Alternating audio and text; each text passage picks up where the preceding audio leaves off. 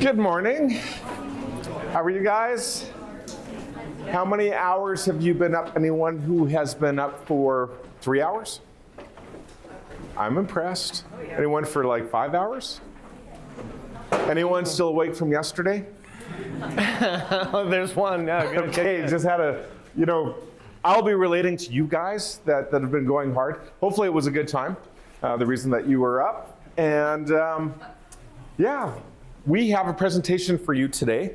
And we're going to start with a video, and then we will start in conversation and other topics of foraging and wild foods.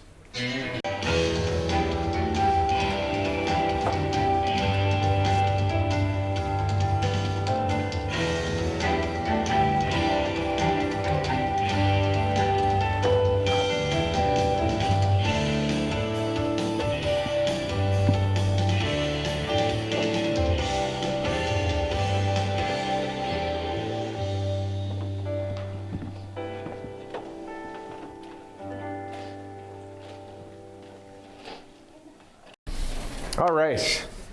Have you guys heard of our television series called Wild Harvest? We are on air in the United States, National Geographic Asia. So in the US, I have to backtrack there. Our show airs through the entire US on American Public Television, or PBS, which is pretty darn cool. National Geographic Asia, our worldwide distribution covers, I think, like 4 billion people, which is mind-blowing to me. And in Canada, we're on BBC First, which is also mind-blowing to me, because that just kind of resonates. I don't know what it is about the BBC. It just kind of feels like I've got a little bit of English happening in me. Anyways, I'm Chef Paul Rogalski. I am a graduate of SAIT, the sister school down south. In fact, I graduated from SAIT, get this, I'm not dating myself, but I am. 1986. Yeah, I know. I started SAIT in 1984, directly out of high school, and I had my first job cooking in the staff cafeteria at the Banff Springs Hotel in 1983, between grade 11 and grade 12. And I can tell you guys honestly, I've never worked a day in my life. I do what I love doing. I am you, we're chefs, and I love being a chef.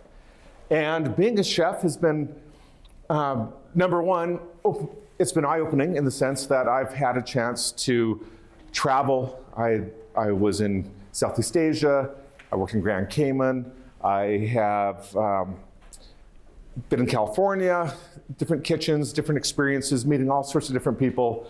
And it's all in the exploration of flavor and technique and learning. And what I realize at this stage of my career is the more that I've learned, the more I realize that I know nothing. We are in the very best industry for a lifelong quest for knowledge. And luckily, as I've been on my quest, I've had some pretty good luck. I've gotten some great exposure. I've been named one of Alberta's 50 most influential people. Got the cover of my restaurant, Rouge. Have you guys heard of Rouge Restaurant in Calgary? That's my place. I own Rouge. And Rouge, what's really cool about Rouge, because I could get into my resume, but the biggest thing in my life happened because of Rouge. And Rouge was named one of the top 100 restaurants in the world on the world's 50 best list back in 2010. We came in number 60. I know it's like, how does a restaurant come in at 60 on the world's 50 best list? Because it's the 50 best, then they have the 50 to the 100 list. But that's the same list that made Noma number one. Every year it comes out, it's a really big deal, and it changed my life. Number one, I learned very quickly that when people hear big news that, oh my gosh, your restaurant is like number one in Canada, holy cow, how'd that happen? And they come in and they've got the microscope on what you're doing. It's really easy to lose confidence. It's like, how did we get here? How did we get on that list? And at the end, it doesn't really matter. People came in with really high expectations, and we didn't know how to meet those expectations. We looked in the mirror after a while, and we we kind of came to the conclusion, well, we just have to be ourselves. We have to be genuine. We have to be exactly who we were before the awards, and it was a really big deal for us. But the awards did, for me personally, open up some doors. So here I am, bottom slide, I'm with Chef Michael Smith, Bobby Flay, Iron Chef America, buddy of mine, Bill Pratt. Up top, I'm with Anthony Bourdain, Eric Repair. I'm one of the chefs at the Cayman Cookout. Huge honor for me to be like working with Anthony Bourdain for a week, as you can imagine. And all this just kind of led to Wild Harvest. Now there's some nuances that I could tell you about how I met Keven. We might do it later, we might talk about that sort of thing. But yeah, do you guys know who Les Stroud is, Survivor Man? So he's the guy that created survival TV. He had a television series called Survivor Man where he was dropped into the middle of nowhere and needed not to die for a week. That was the premise of the show. He was a big deal on Discovery Channel. And our show is Survivor Man, Les Stroud, being my guide to wild ingredients. And especially in season 1, it's like a Iron Chef throwdown. Here, Paul, here's some new things. Have at her, try and figure it out. Well, Keven filmed it. So there's the trio. We're the power trio of Wild Harvest. Keven Kossowan is going to stand up next and introduce himself. Hi, my name's Keven. This is that part. I like to save that to the end usually, and it's awkward, but I'll just start with that this time. I point cameras for a living mostly, primarily. I do 2 things now, which is kind of weird. I've had a very unusual trajectory in my career in the world of food. I started with 14 years in finance, which is a very unusual trajectory in the world of food.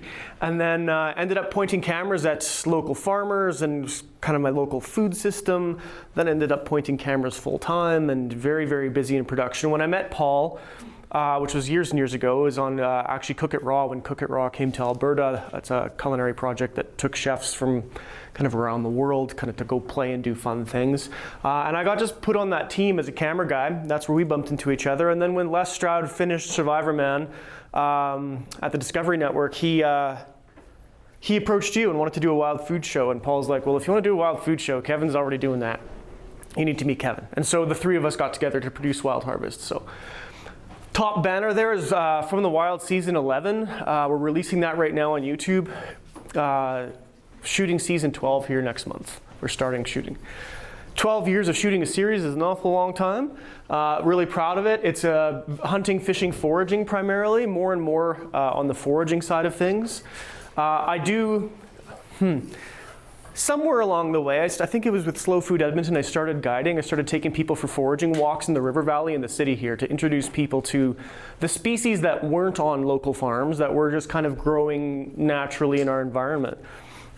And then I went from doing 1 of those a month to doing, last year I did 54 of them during the growing season and did a sea kayak expedition on the West Coast. And I do a bunch of guiding, jet boat tour up the Peace River, all kinds of guiding across the province. I covered the whole province and the West Coast of BC last year guiding. That's a weird gig. My job is to just go explain to people what grows in nature. It's pretty great, actually. And when I'm doing those walks, I'm teaching people how to take ingredients into savory dishes, into desserts, and into beverage, because often the ingredients can do all those things. So this is what my occupation kind of looks like. This is me hanging at Food on the Edge a few years ago. I'm actually going to Food on the Edge again this year. It's an international chef symposium in Ireland. That's Alex Atala. He's one of the dudes on Chef's Table and Mark Best from Australia. I get to hang out with really cool folks in the industry. So I would say some of the time I'm behind the camera. For example, with Paul and Les there. Some of the time I'm in front of camera. So this is an episode from season 11 that I'm actually featured in. I spent a strange amount of time on the West Coast now, so we'll be talking a bit about the ocean. And then also this is year 2 where I'm actually like a forager guy. Not just a foraging guide. I actually have a contract with Range Road to bring them stuff when it works through their back door, and then they have to figure out how to use that stuff. And that might sound easy, but last year I brought in cacti from southern Alberta and to the kitchen, and Blair said, bring in 1 or 2 just so we can see if we can work with it. And I brought in 1 or 2 bins for their staff. And so they had to figure out how to use it. So we're in year 2 of actually me being contracted by Range Road to bring in foraged items into their kitchen on the regular. So I show up there every about 10 days, something like that. So that's my really, really weird occupation. This is what From the Wild looks like if you've never seen it. Part of this. And everything's just over time, just flowing. When I'm here, I'm just a part of that.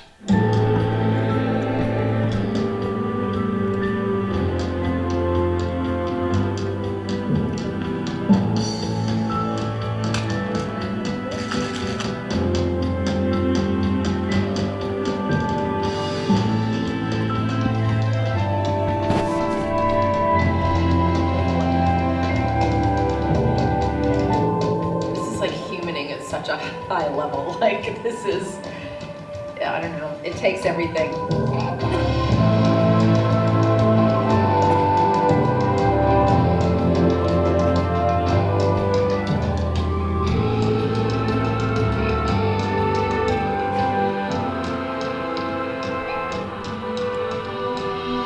talking local foods, you're talking indigenous foods, you're talking wild foods.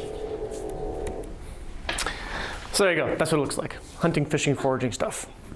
What we're going to be talking about today, we're going to be talking about connecting to time and place. That's a big piece of this. One thing you'll catch as a theme for our work with Wild Harvest and when I'm working in From the Wild is that we often don't know what ingredients we're going to be faced with. It really is a matter of going into nature, seeing, the way I describe it is like seeing what nature has on offer. And you don't actually know the answer to that until you show up on location. So we do have the challenge of having to figure that out of what is in season like today.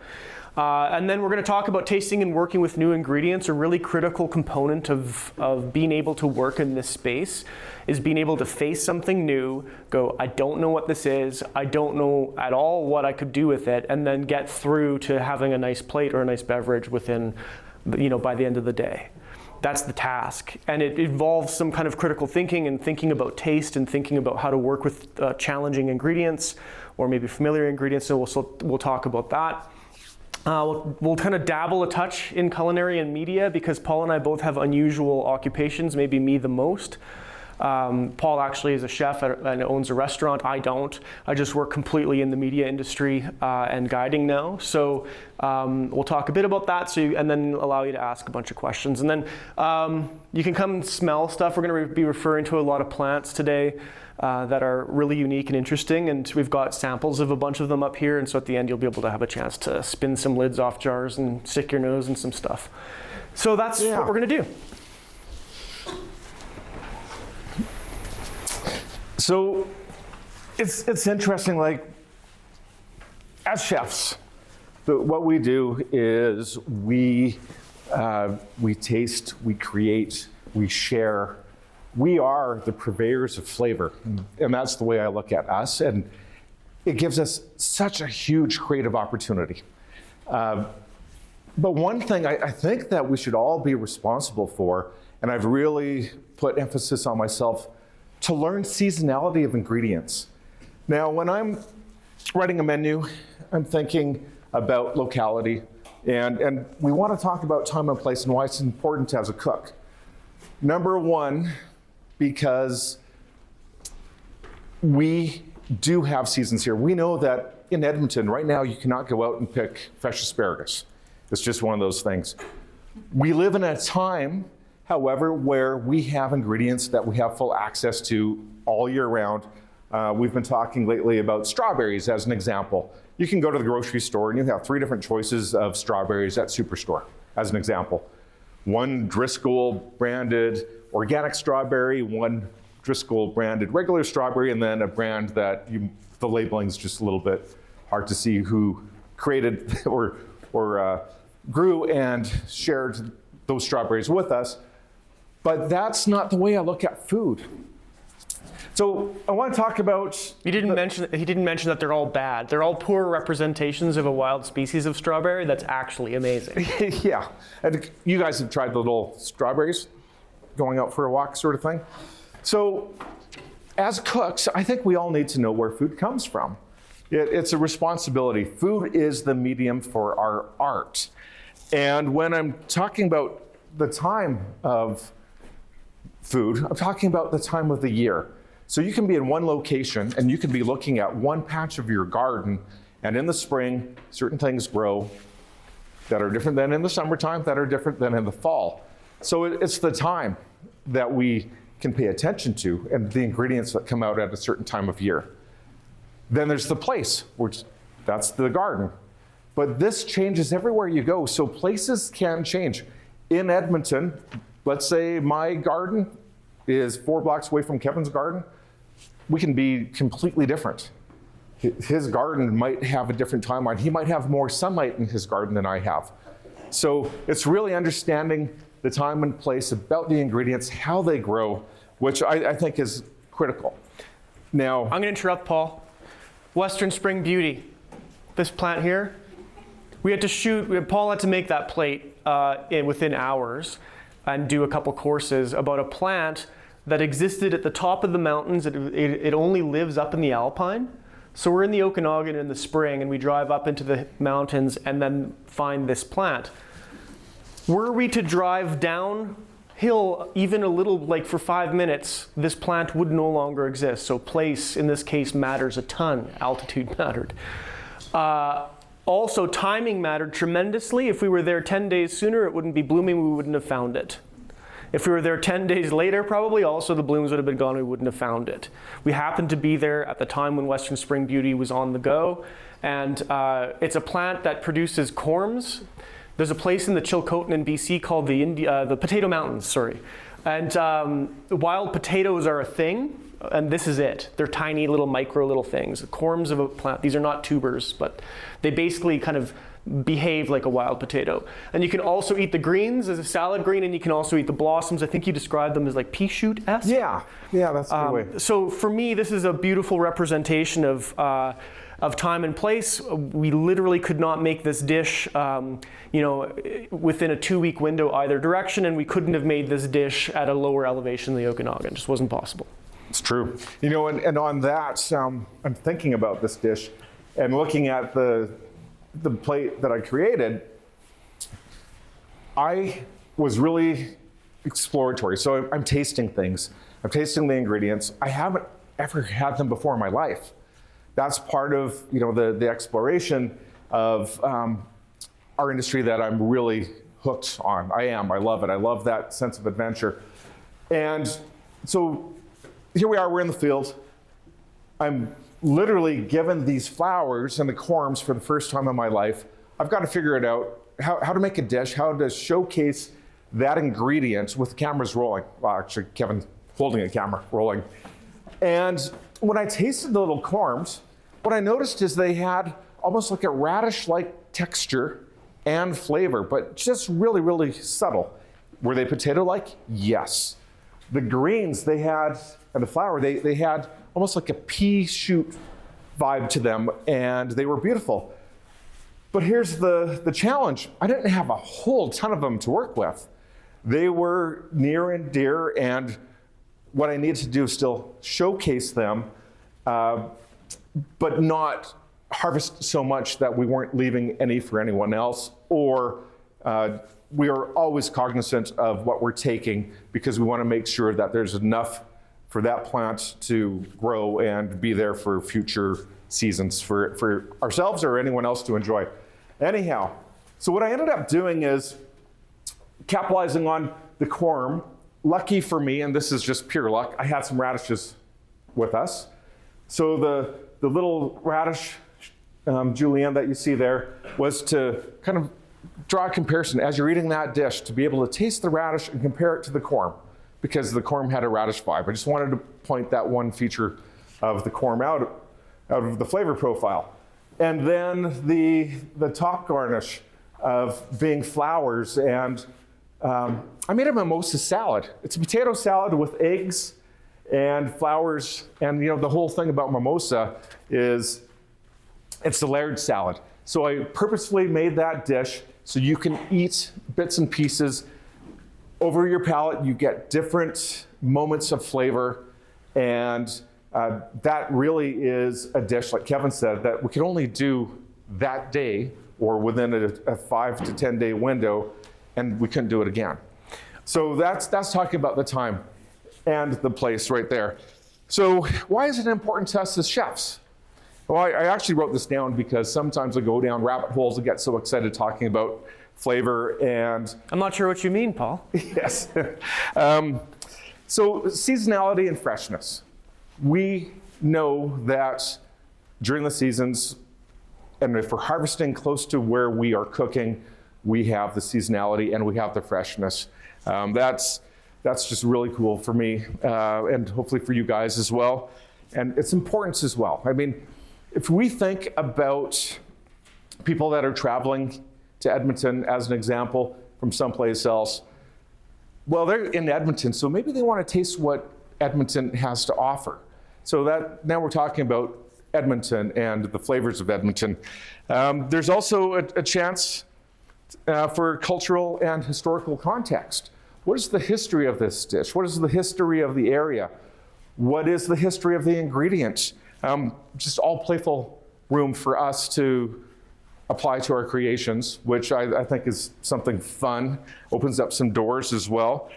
Then there's the local influence, like we can get generally local, the whole city, or we can dial it in into Kevin's backyard and the flavors of his backyard, or what you have in your own garden, or growing on the counter. Like, we can really get in nice and tight on that. I think we did an episode of Wild Harvest that was all the ingredients had to come from Les Stroud's driveway. Just yes. Weeds that grew in the driveway. So you can really drill down. Yeah, that was fun.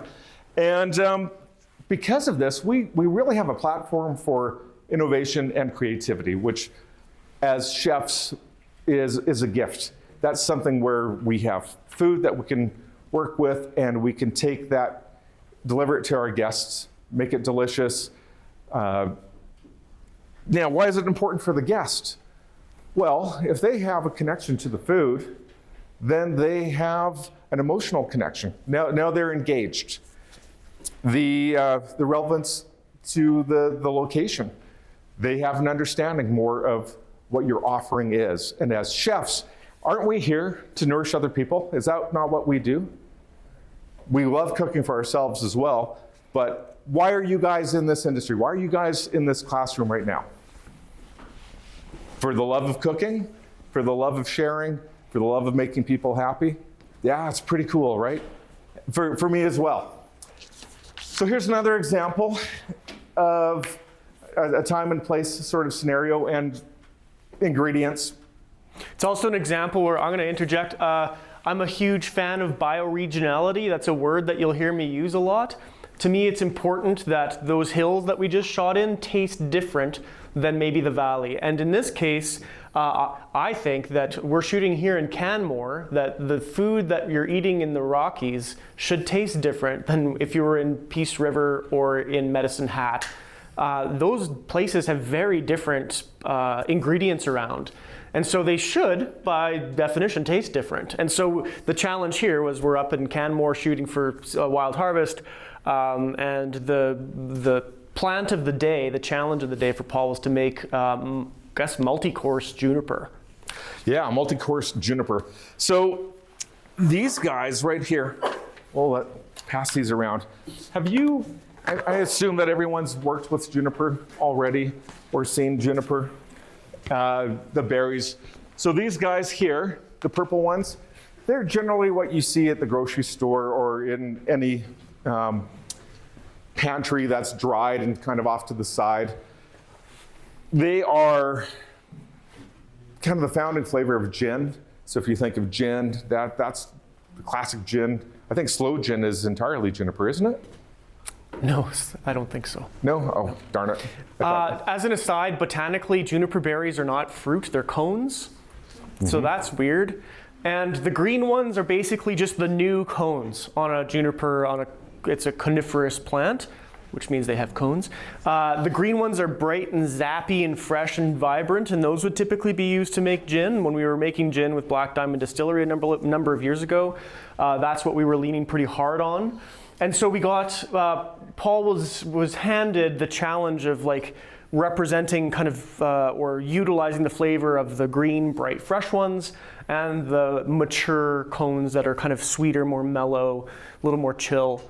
And then also, I don't remember why we included the new tips of the juniper for Paul, probably just to give him a culinary problem to solve. That sounds like something Les would do to you. Did you choose that? Because you could. Yeah, because you could. So Paul had to convert that into, I think we did a couple dishes and a drink for that episode. And to be clear, we didn't know we were shooting this particular ingredient until the day that we shot it, and Les and I decided, yep, he's going to get juniper. And then how long did you have to come up with all of your ideas? We were shooting the next day. We shoot food. We shoot the foraging day one, and we usually shoot food the second day for this show. Sometimes we'd shoot it all in one day, which is really, really difficult when you're a film guy, but it's kind of not done. So we've done some pretty crazy shoots. So what did you come up with? Well, all of them have a different flavor profile. And the only way that I could figure out their nuances was to actually taste the raw ingredients. So the green ones, I know this sounds funny, but does it make sense when I say to you they tasted green? If you think of spinach, it has a green flavor to it. Something with chlorophyll. They had that vibe. They tasted green. They were juniper and they were bright and they were floral in a different way than the ripe ones, which were very deep in flavor, aromatic, a little sweeter, two different flavor profiles from a different stage of ripening, which is really cool to work with. And then the tips were just bright, and they were, they tasted like branches, honestly, but in a good way, not in a bad way. Have you guys ever gone through and tasted a tree before? I see a lot of people going, nope, but I also see some yeses in there. Yeah, I was going to say, I see some yeses as well. Yes? Oh, I was just saying, yeah. Oh, good. Oh, you have, okay. A fellow tree eater. So, because my challenge is to showcase the ingredients, what I chose to do in this dish was I used the ripe cones or berries for a braised red cabbage, a very classic dish that really works well with pork. I believe that I used some of the tips to brine the pork, so I made a brine for that. I also used them in a apple salad off to the side. And then the green ones, like right over there, the green berries, I turned into a pesto. Now here's the thing. That pesto I would have thought would have blown our palates off, but it didn't. And it was like really simple ingredients. It was walnuts, the green juniper cones, and extra virgin canola, which was, or cold pressed canola, I should say. The story of juniper, but it wasn't overpowering. But when you taste that on its own, you have one of those dried berries, so powerful. Like you can overdo it with juniper, and that's the point. So my task was to bring out the flavor of juniper, and I had so much in there, but because it was fresh off the plant, it was not as strong as you would think, especially looking at that quenelle of the pesto. That to me was something that I learned. I did not know. You also made a bison tartare with juniper integrated into it that was served with a spoon of gin that we made and then there was like a Caesar or Bloody Mary kind of riff that was served in that episode. Something to know about juniper is, yes, you can make your own gin. We make that all the time. I actually make bioregional gins. There's that word again. Oopsies, I used it again.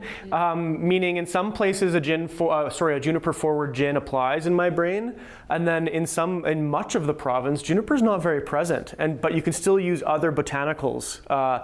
to get there and make a gin that is representative of that place. Historically, gin was used as like a multivitamin. It's important that you understand that there's like some interactions between plants, especially once they're in a tincture and alcohol, and your physiology. And that's kind of the backstory of gin. So juniper and gin is like a really broad topic. We could talk about just that today, but anyway, we won't. We'll move on. And yes, I can answer questions about gin later. So we are in a different time and place. Actually, same time, right? Because Within a couple of days? Yeah, within Yeah. a day or two. It was the same shoot. We're in the Okanagan still. We had to be because this season was shot during the pandemic, and Les would get across the border whenever waves of the pandemic would dip, and he could get from the United States into Canada. And so we would just kind of shoot when we could. And this was the same week we were shooting the Spring Beauty episode, and Paul had, what was it, the Weeds from Europe. weeds from Europe. Yeah. So what is a weed, Kevin? I like to think of it as a plant that's not where you wish for it to be. It's a misplaced plant. A misplaced plant. So there's things that we would consider weeds that are actually edible and delicious. I know in the garden at Rouge, I have one plot of garden that is completely infested with chickweed. And we tried culling it, we tried getting it out of there, and we just can't win.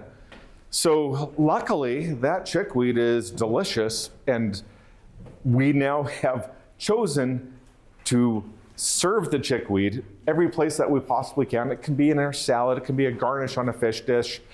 It tastes, again, like pea shoots. It's incredible and light and sweet and wonderful, and it holds up to vinaigrette really well. So is it a weed? Not in this case, because now I've turned it into an ingredient. Not anymore. You've Not pivoted. anymore. Yeah. So this one is, to me, the challenge is really interesting because, yes, I've seen dandelions before. That was one of the surprise ingredients here. Work with these. There was stinging nettle. And have you guys ever worked with stinging nettle? When you harvest it, you use gloves because it stings you, and that's why it's called stinging nettle. They have little barbs. It's an appropriate name. It is, it really is. But when you add heat to stinging nettle, and if you read a book or any book, it says to blanch and refresh, and that will get rid of the little stingers. I thought, well, I'm not really going to pay attention to what the books say. I'm going to use my own thought process. And I thought, well, if it's a matter of cooking them, adding heat, what would happen if I put them on a barbecue? So we had a charcoal barbecue set up, and what I did is I ended up grilling the nettle, and something magical happened. There was some texture that was revealed. It got a little bit crispy, and the flavor intensified rather than being diluted from blanching. The other thing that worked really well in this dish, one of the other weeds that I was challenged to use was wild mustard, which tastes just like mustard. It's so good. I turned it into a green goddess type sauce. But the dandelion, I didn't do much with the dandelion at all. They were beautiful. And Kevin and I went out, and I picked some the night before, and Kevin filmed me picking them, and we put them in the fridge. It was time to shoot the food scene. We went to get them, and they had closed up. They went from this to this. So time to shoot the food ingredient, and we had missed the window of freshness by hours, or they just close up when light is omitted from their presence. And so Paul had to pick them immediately. Yeah, so to make that dish actually happen, I had to go and pick the dandelion head and put it right on the plate and serve it and eat it. That's how I got the flowers to look so fresh, and that was the only way we could do it. So that was a timing issue. That was a place issue. We were literally, I can't say it's an issue. It's a timing issue. The place that we were was wine country, which offered another opportunity for another episode that we will show you my dishes from in a minute.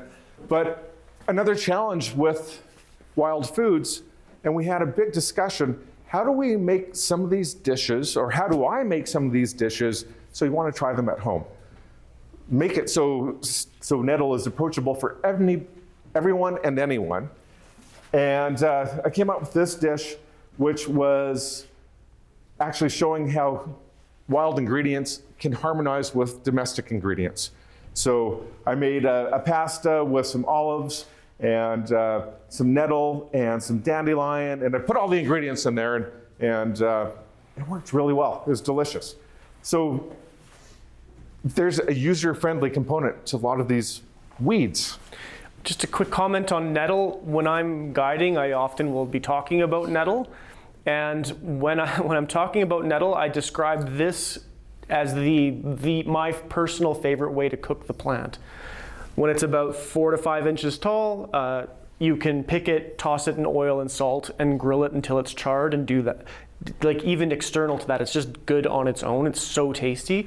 You wait another few days though, and the stem hardens up and it becomes kind of like impossible to eat. Still tastes good. And nettle is usable year round, and there's different parts of the plant that we use. We use the seeds of nettle for different applications. But just know that that particular oops or attempt of Paul's kind of redefined how I would choose to eat nettle, because it's so good like that. Oh, well, I think we're going to just move past this, and I'll start talking about time and place myself. Okay. When we're shooting Wild Harvest, Paul is in Black Box Challenge, and we're moving around, and he has to figure stuff out, and Les finds him random stuff. In From the Wild, it's a bit of a different take. We're filming literally, this is shot, most of this in the last year or two, all in the same creek that we've been filming in for the last 10 years. Because I've chosen to drill down into the same locations, because rather than go to new locations, because I wanted to know them more intimately, and because every year that I went to this place, the same place, we would find something new that we're like, really, that's been here the whole time? So in this one location, this is the boreal forest, like Whitecourt, Swan Hills kind of area, mid-May.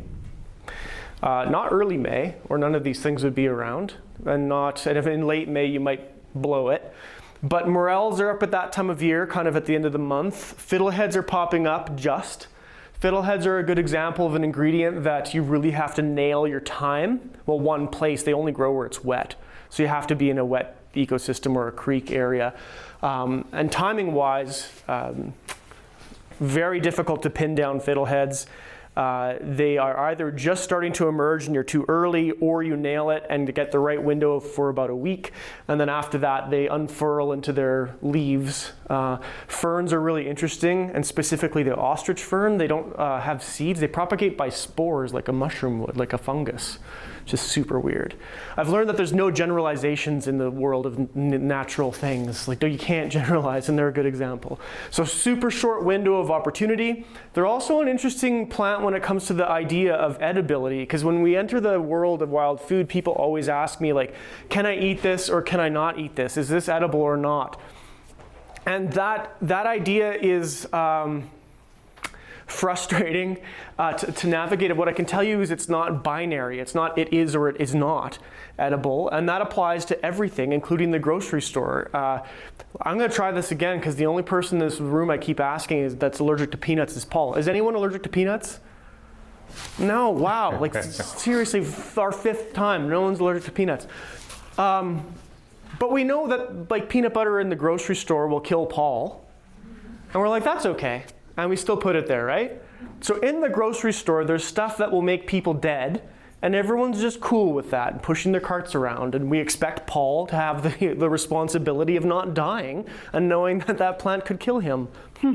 And then we have people with different tolerances for food. Gluten or dairy or something might bother their guts or something, and all kinds of stuff, right? All allergies of all kinds.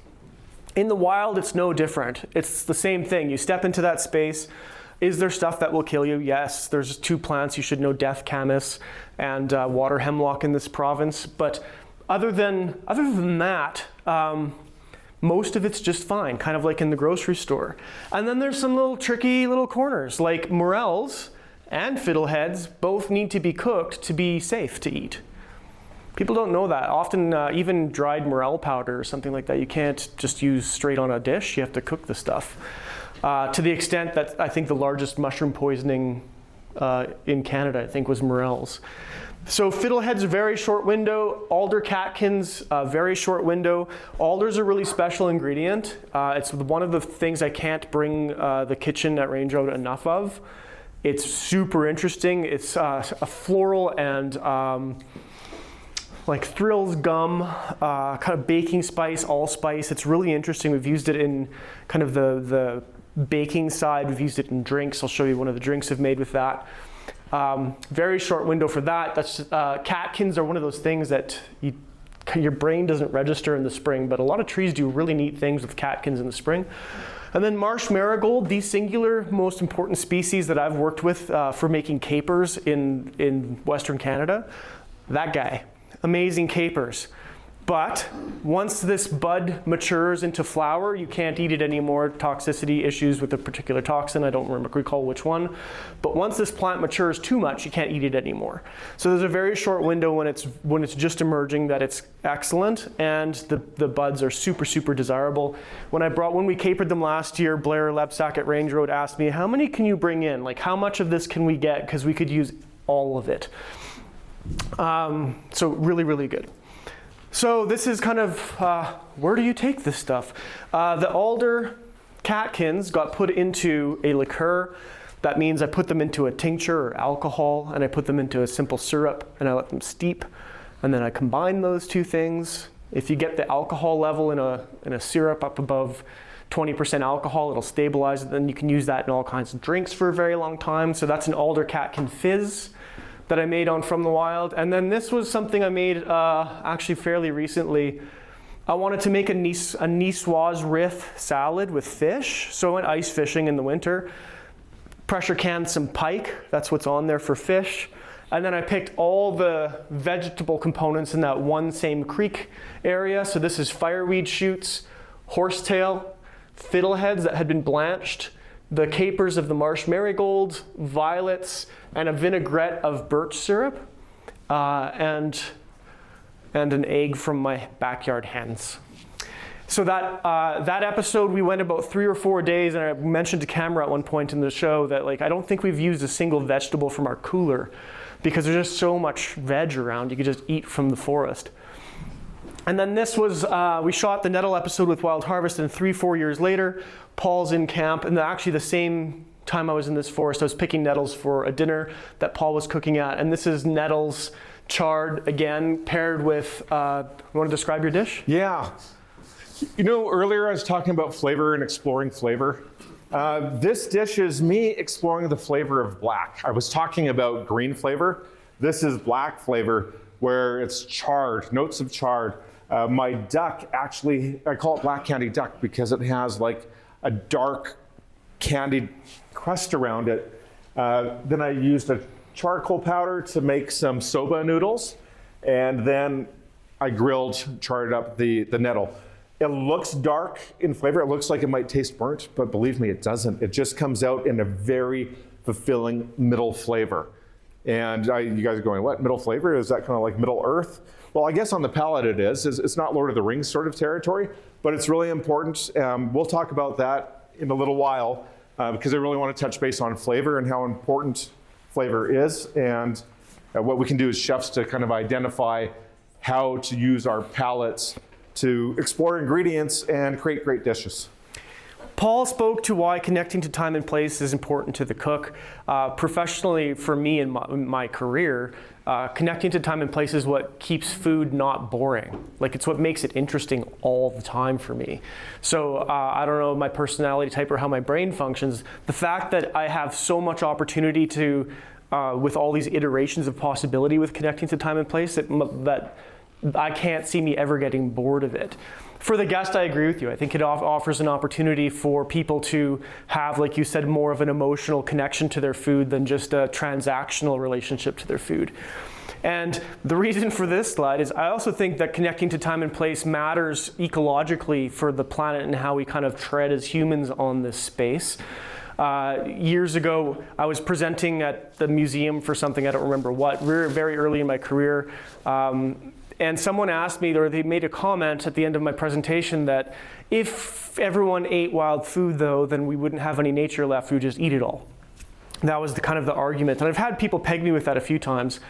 So I went home, and at the time, my oldest kid was 5, now they're 17, so this slide's old, but it's still relevant. And I asked them to draw a quarter section of agricultural land, and they drew that. This is kindergarten. And I said, cool, so that's like monoculture, has its issues, we need pesticides and herbicides and soil amendments and all kinds of things that become problems when you treat land this way. We were just at the time planting kind of a forest garden concept at our home, which means we were stacking food-producing trees and shrubs and herbaceous layers and mycelium and root vegetables, things that grew underground all the way to the tops of trees. And I said to my 5-year-old, what if we took native species and put it on that same piece of quarter section? What would that look like? And they drew this. And it's a picture that has fruit and trees and big animals and small animals and fish to eat, and I guess this is a little micro garden, I suppose, and a rock. There's a rock. But I guess the point being is that like a kindergarten kid could kind of grasp loosely, if we took native species and then stacked them into a polyculture on the same type of property, you would end up with a very different footprint on the land. One year we was filming down in the grasslands with Blair Lebsack from Range Road. We were filming a bird hunt. And I thought this picture was really cool. I shot it with a drone. And then I got home and I'm like, this picture's really sad because this is our native grassland and this is what it looks like from the air. That's horrific. It looks like Mars. This is a very overgrazed piece of land that I'm just using as an example of like, let's not do that to the planet. And instead, if we had a cultural lens that valued the native species that were around us, that maybe we could do a bit of a better job in agriculture or how we grow food and interact with the planet to get our food. Okay, I gave you a slide of spring in the boreal forest, or more specifically mid-May. This is more mid-June. 3 species that we work with kind of more in the middle of the summer would be fireweed, again, not the shoots in that salad, but now we're working with the leaves to make an oxidized tea. It's right here. It smells like black tea. It's an oxidation process that takes a few days, takes 4 days. And you end up with a product that basically smells like black tea without tannins or caffeine. Very cool stuff.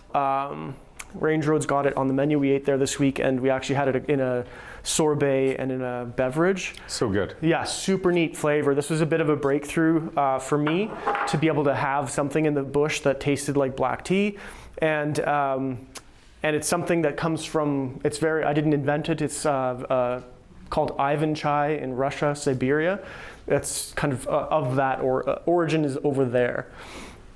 Another really cool plant we started playing with this summer and got to know quite well is a terrible Latin name, Opuntia polyacanthus, or prickly pear cactus. We have 3 species of cactus in the province, and we've been dabbling in a couple of them so far and really learning on this one this year.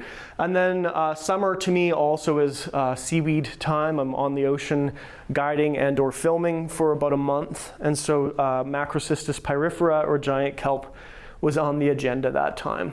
And here's just some of the plates and drinks we mucked about with while on those shoots. Eden Hrabik from Crazy Weed in Canmore made fresh paneer, fireweed leaf curry, took the seed pods of mature fireweed, which were papery, fibrous, and I thought that's not food. But she pulled them apart and then battered and deep fried them into a pakora and used the flowers as an edible component. So a really beautiful plate of that kind of is expressive of late summer, I suppose, because the seed pods, those pakora wouldn't have been an option to her if we were there 3 weeks earlier. I turned the cactus into a cocktail. This is prickly pear vodka from Eau Claire Distillery. Prairie white sage syrup, mezcal.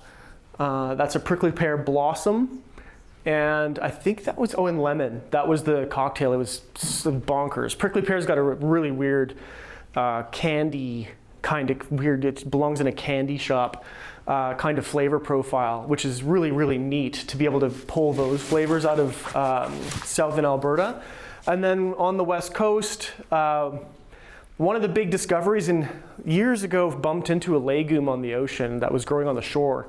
And a colleague of mine, Tyler Harleton, a former natural winemaker, he asked, like, is this a legume? Is this a pea that we could eat? And my answer at the time was, I don't know, we're too remote to find out. So take pictures, go learn. Found out that it's called a beach pea. And so I made kind of a dull kind of idea out of peas that were just growing on the shoreline. We used black rockfish, which is a beautiful species of rockfish, pea shoot, and then that kind of paste on top is from Caculae edentula, or beach rocket. It's kind of like a succulent textured arugula. So that dish there is vegetables from the shoreline, 2 different veg from the shoreline, and fish from the ocean that my colleague had caught, served on a rock with chopsticks from the driftwood, the cedar driftwood. That's pretty hardcore, that dish right there. Only available in that spot because you can't buy black rockfish. No, I'm not talking about black cod or sablefish, different fish. Black rockfish is one of the fish that when I was asking West Coast people, what species of fish do you like the most on the West Coast? An Edmontonian, I'm asking.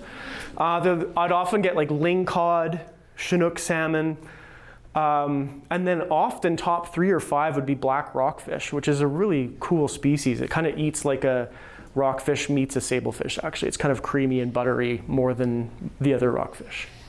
So there's time and place, and then there's kind of taking it to the next level, which Paul is extremely good at, which is telling the story, storytelling within the dish. So I'll let Paul talk to that a bit. So we established earlier how important the time and place conversation is as chefs for us to know where our food's coming from. And when I think of where we're at in the timing of our lives at this current moment, and for me, I've seen a shift. So I'm gonna bring this in the context of a dining room. And imagine you're in a dining room, you're the chef in the kitchen, and you hear the word fine dining. What do you think the fine dining room looks like? Tablecloths, glasses set up on the table.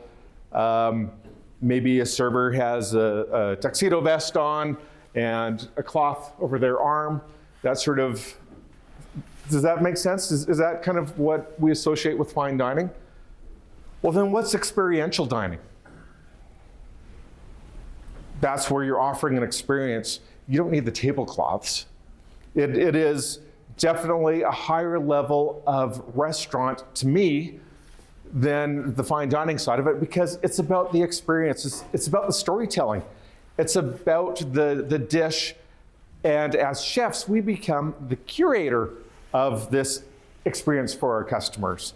Now, I'll add another dimension to this. If we just go out to eat, we all eat, right? That's one thing every living thing on the planet, whether it's plant life or animals or us as humans, we all eat. We all need to be nourished. How many times do you guys eat a day? 2, 3 times? Sometimes 20 times? Like, depends on the situation, right? Depends on how much you taste your food. Yeah, it depends on how much you taste your food, well said. And so that's nourishment. Do we provide nourishment? Yes. But once in a while, we also like to provide an experience. And storytelling of the dish is how we do it. We know the time and place because we are chefs and we either have a personal connection with that or we at least can tell the story because we know where our food is coming from and we're creators. So as a guest, all of a sudden now you've got these people that are sitting in front of you and they are living through an experience with you and emotionally connecting to their food and to the planet or whatever story you want to tell them. But now it's highly personal. And to me, that's special. That's incredible. All of you in this room are in the same position as me. Forget all the awards that I had on the TV or that I showed earlier, like in magazines or whatever. They don't matter. I am you. We are all purveyors of flavor, and that is what we have as a gift as chefs. We create, we nourish, and sometimes the camera's rolling when you're coming up with some of these ideas, like in this situation. For this last course, I really want to bring the experience of this place to my next dish. When I look around me, there's the driftwood, there's sea foam, there's the crashing waves, there's all these different things going on. I have an idea where I can bring all these components to one dish, applying the lessons that I've learned along the way, and making something that really celebrates this wild harvest. What I've learned about the walking stick kelp is it doesn't have to be small to be delicious. It almost has the texture of a bell pepper, that crispy, sweet, juicy sort of explosion when you bite into a bell pepper. It's got that same resistance to the teeth. Mussels. This dish needs a beautiful broth. I have an idea, a little bit crazy. It's going to involve egg whites. So when I look out at the beach, I see sea foam, and the egg whites, they're my sea foam. Almost not quite there. Right now I've got the sea foam. Time for me to work on the garnish that represents the land. This wild radish is going to work just perfectly for that. These are the gem of the bladder rack. They're going to help me garnish out this dish as well.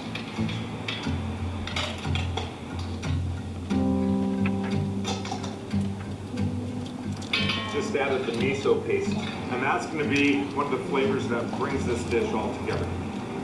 I've got all the components for the garnish and the plate. I've got the mussels, I've got the walking stick kelp, I've got my sea foam. I just need to agitate it right into the broth.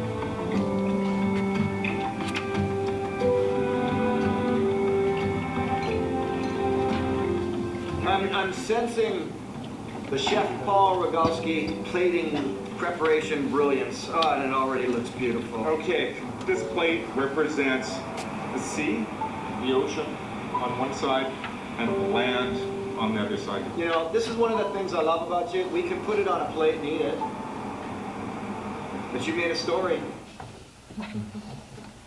So there's case in point. That could have been just a soup that was served, or was it something that there was a connection to? And I think we have an opportunity. It's fun. We get to create and we get to help people connect to food and where it comes from. Yeah. Paul's superpower as a cook, in case you don't know this, is the sun was setting. Camera guy's like, dude, get her done, Paul. Like, this camera does not want to shoot in the dark. And he came up with that kind of idea and executed that idea in the sand within an hour. And that was one of 3 courses or something like that. Yeah. So he's really good on the fly. This isn't something that he pondered for weeks. It was just like something he made up on the spot. So really, really cool that way. He had 2 species of seaweed. Just a quick comment on seaweeds. Seaweeds are fascinating. I have to teach this on the West Coast now, which is scary as an Edmonton kid. But one thing I thought was fascinating when I was researching seaweed is we classify them very not brilliantly into 3 groups: green, red, and brown, which is, again, not very sophisticated, is it? I find it interesting that the green and red ones were most recently related to plants 1.5 billion years ago, and since then have not even been related to plants at all. And the brown seaweeds, like that giant kelp I showed you earlier, have never been at all related to plants and aren't at all related to green and red seaweeds. Just bizarre. Whole very cool world, that one. Okay, a bit of storytelling on a plate that happened last season with me. I was shooting down in the grasslands with Robert Rogers. If you don't know who Robert is, I recommend you look him up if you're interested at all in herbal and fungal medicine. So he spent an entire career writing an impossible number of books about plant and fungus medicine. The impossible number of books is 63 books he's written on the topic. So he knows more than anybody, basically, anywhere that I've ever seen, about the impact of plants on our physiology, or fungus on our physiology, which isn't something when I go to Superstore I think much about. How it impacts my body, I'm just like, I want to eat the broccoli and the beef in a stir fry, and that's it. But when we're going into the field exploring new ingredients, or even more so when I'm bringing it through the back door of a restaurant, it's very important that I understand how this is going to impact somebody's physiology, what it might conflict with, and what problems it may or may not cause.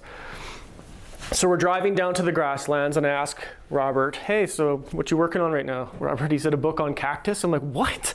We're going down to shoot cactus, and I guess that means I'm a crappy producer. I hadn't even asked that question. And I asked him, why is it interesting to you that, what about medicinal pieces of cactus that are interesting to you? And he said, well, one, this blossom that I keep using, this bloom of the prickly pear cactus is commonly used in other places for prostate health, like mitigating prostate size in men over the age of 60 is what he said. It's like, that's interesting. And he gave me a couple examples, and then he said, well, have you ever heard of ayahuasca or San Pedro or peyote or any of those like spiritual ceremonies with plants? It's like, yeah, he's like, cactus is integral in all of those. I went, oh, so cactus can be kind of like a benign thing, or it can send you on like a mega crazy spiritual journey that will change your brain forever. To me, that's fascinating. And all we're talking about is a cactus. We live in a culture that I think, well, let me rephrase that. I live in a place where cactus had absolutely no relevance in the kitchen at all, zero. Yet, that's me in the Red Deer River Valley. I guess I use the word red deer. It's not that far. The Red Deer River Valley picking prickly pear cactus. That's a tongue twister. Top left is kind of what it looks like when it's super happy and healthy. It grows in huge clumps and blooms all kinds of different colors, peachy and pinky and yellow. And then we bumped into this plant while we were searching for the cactus. This is Cleome. I thought it was super cool. Robert speaks of this plant. It's one of 100 species around the world in this genus of plant. And there's only one species that is in Alberta, and the rest of them are all in tropical locations in the planet. And it's beautifully purple, which is awesome when you have a whole bunch of green to work with. But these pods are hot and spicy like wasabi, which is a super cool opportunity, because finding hot things other than like feral wild horseradish is a bit tricky to find something actually hot. We don't have gotta watch what I say. Generalizations are hard. We don't have like peppercorns or chilies, Don't quite have that. But we do have these little things that almost look like little chilies. And in this dish, we grilled the nopales, or the cladodes of the prickly pear cactus. Very simple preparation with just the flowers of Cleome and the pods. So it was spicy and fresh and kind of had the char to give it some complexity. The petals of cacti are tart, like sorrel. And they're crunchy and dense, kind of like a green bean, kinda. So it had all kinds of different texture, and it was bright. Really fun dish. 100% wild ingredient, not intentionally, but both plates ended up in that zone. This was the other one. We made a salad. One of the things about cactus is it's what's called mucilaginous. There's a fun word. Snotty would be one word.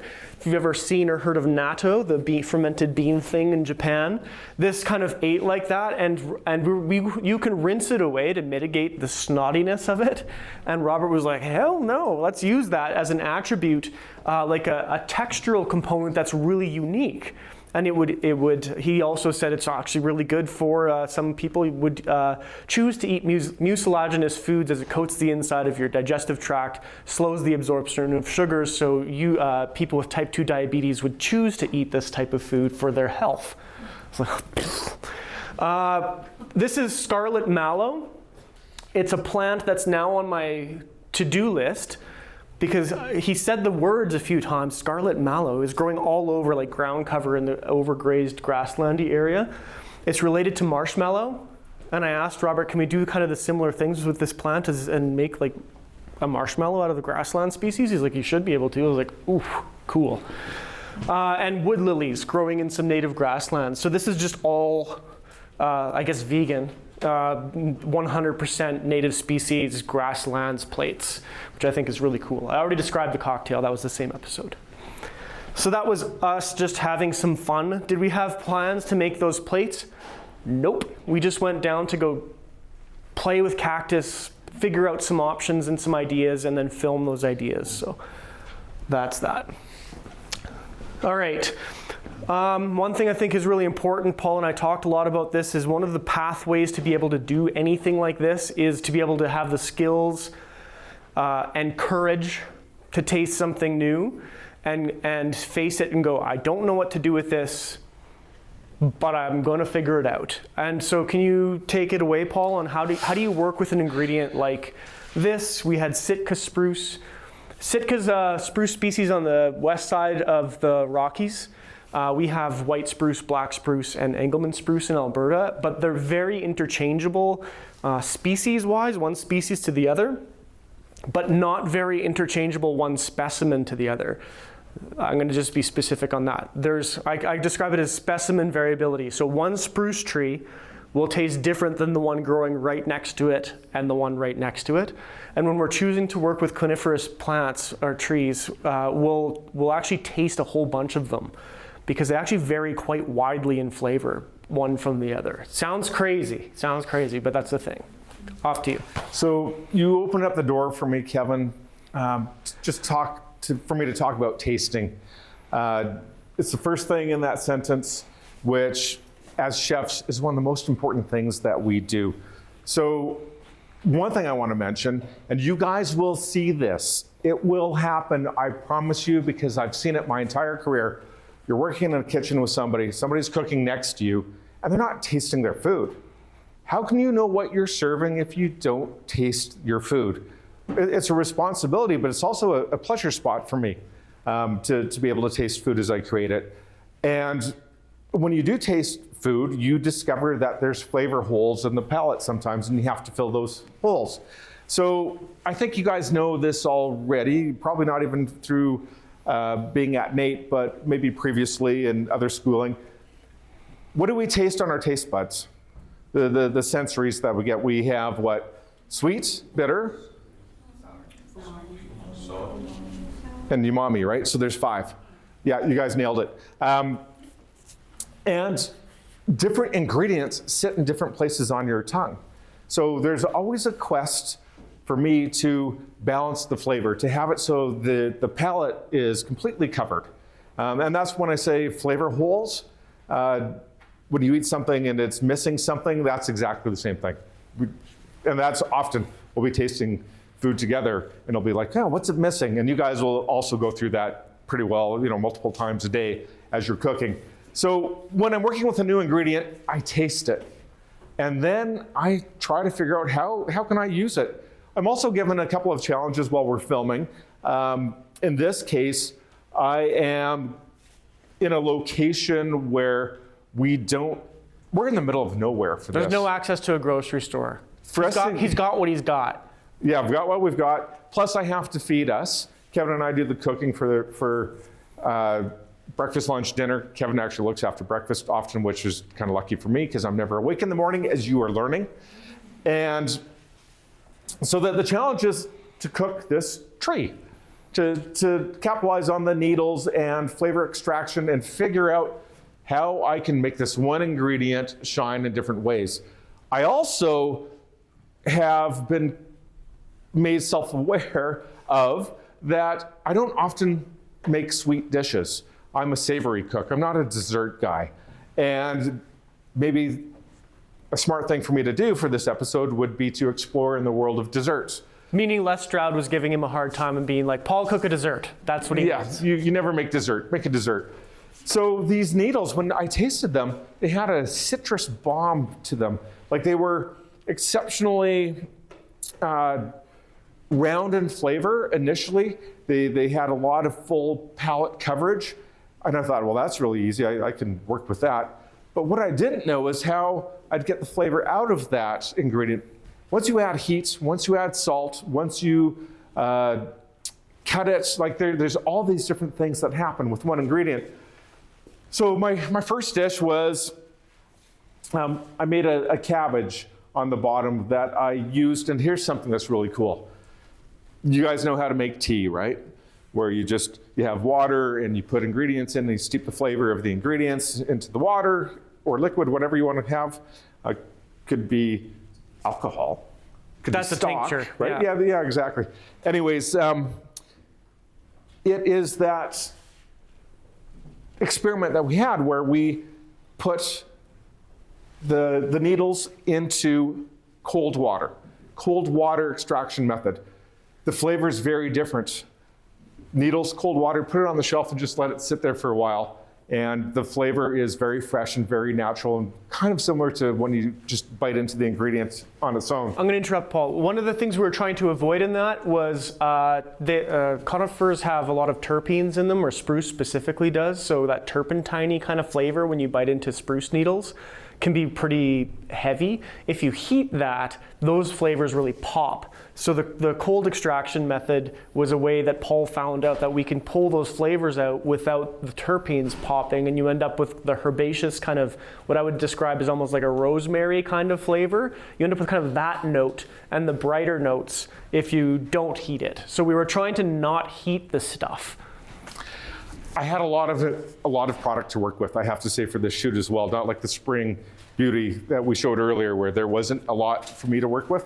So luckily that I needed, because you couldn't really taste a lot of the flavor from when I made the cabbage of the spruce. So I added more and I added more and I added more and I put it in different ways. So this is steak with just literally touches of the spruce tip in there, so the ingredient became part of the overall dish. You had to bite into it. You had to open up the flavor with your teeth of those. And then I made a chimichurri type sauce garnish to go on top of it. I had spruce salt as well. It's the story of spruce. I'm trying to tell the story of spruce, and oddly, you couldn't really taste the spruce easily. When you had a bite of it, yeah. But when you mix it all together and started manipulating the flavors, or trying to dry out different flavors or components of the flavors, it was hard to dial in. There's the cold water extraction that I used to actually become part of the sauce to try and enhance the whole palate experience of the spruce tip. I like to tell people, Paul, that if you're going to be using spruce in a dish, that save yourself some trouble, cold extract your spruce, and 2, use about 4 times the amount that you think you'll need if you want it to pop of spruce. It integrates really well with other flavors, and it kind of dissipates or just kind of chills out in a way that's kind of odd. It's for when you eat it, it's so punchy on your palate that you would think that it's just going to take over a dish, and it's actually the opposite. We kept going, oh, well, we need to add, if we want Les Stroud to taste it and go, that tastes like spruce, we actually have to add a lot of this stuff. And it was tasting and tasting and tasting. Oh, and the other thing I would add to that is it's kind of like peppercorns, and rosemary is not the worst example. You don't put a rosemary branch in someone's salad and expect them to eat it.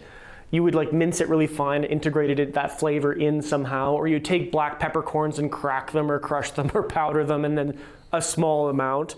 And does black pepper add a nice layer in a dish? Yeah, it really does. There's reasons we use it, but you don't put like 10 black peppercorns on someone, well, usually anyway, onto someone's plate. You don't just eat it that way. So it's about kind of integrating this flavor in a way kind of like that. It's a big flavor, but it plays really, really well with others. It does. So, dessert challenge. Make the dessert taste like spruce. So I don't even know how much spruce I had to work with. There's a lot in here. So there's a spruce custard. There's spruce needles on top of the custard. There's candied spruce tips. There's freshly cut spruce tips. I've got spruce tips in the cream. And it came out tasting so well-rounded. It tasted like spruce, but in the very best way. Spruce really likes sugar. I found out that by making this dish. Spruce likes desserts, and it likes beverage a ton. It's almost like that move is harder. Even though when you taste spruce, you'd think savory, it really loves to be in desserts and drinks. So here's a sidebar, just because this slide, I think, kind of shows the time and place of when we're filming. We are in the middle of nowhere. For us to get to this location, just from the highway, took 3 hours. 2 of which were by boat, 1 by 4x4ing. We're at a fishing camp in the middle of nowhere that most people access by helicopter. And we did it through a boat and 4x4. It's so cool to be there. There was no one around. It was us. It was nature. It was brilliant. And all the spruce trees you could possibly want to eat. Yeah, exactly. There's so many spruce trees. We didn't feel bad about harvesting the spruce, put it that way. And see that steak right there? I mean, I've already made the 2 dishes for camera. See that one steak behind my knife? Well, that was Kevin's lunch. And do you like how I said was? Kevin's lunch? So while we're filming, Les and I enjoying the plates that I made, one of them being on the left, a black bear came up and took Kevin's steak. I'm actually filming the scene and it's in the show, right? It's in the show, yeah. I just like pan the camera and there's a black bear nosed up to the table eating my steak off the cutting board. Yeah. And we made lots of noise and tried to scare it away and it wouldn't go away. And eventually it's the only time in my career we've actually been chased off location by a bear. And so that dessert scene had to happen somewhere else back at the cabin because we just had to get out of there. So Yeah. I never did get to eat this dish, Paul. I'm sure it was great. I'm sure it was fine. I ate all mine, just saying. Okay, this is a clip from a show. It's an episode about lobster mushrooms. We were shooting around Revelstoke. I'm with my buddy Robert, who I shot the cactus stuff with. And he had gifted me something. I had a drink plan. He gifted me something that kind of intervened in my plans. And so you'll see me tasting a new ingredient that I'd never encountered before and kind of hear me talk through the direction I took it and why.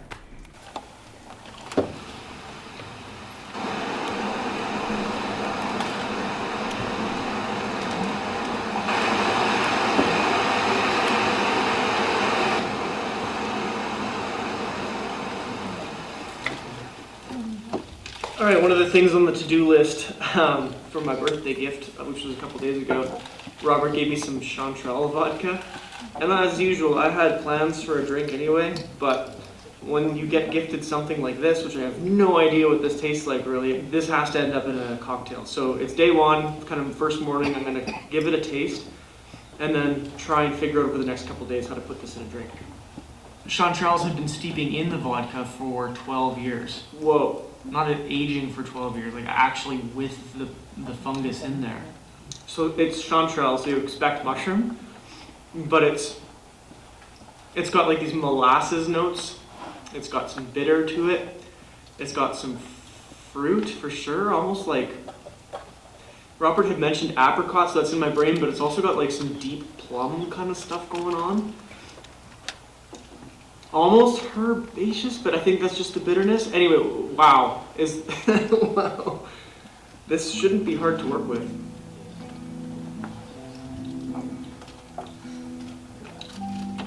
Wow, is this just chanterelles? Just, wow. Wow. No mushroom notes at all, like zero, obviously nothing.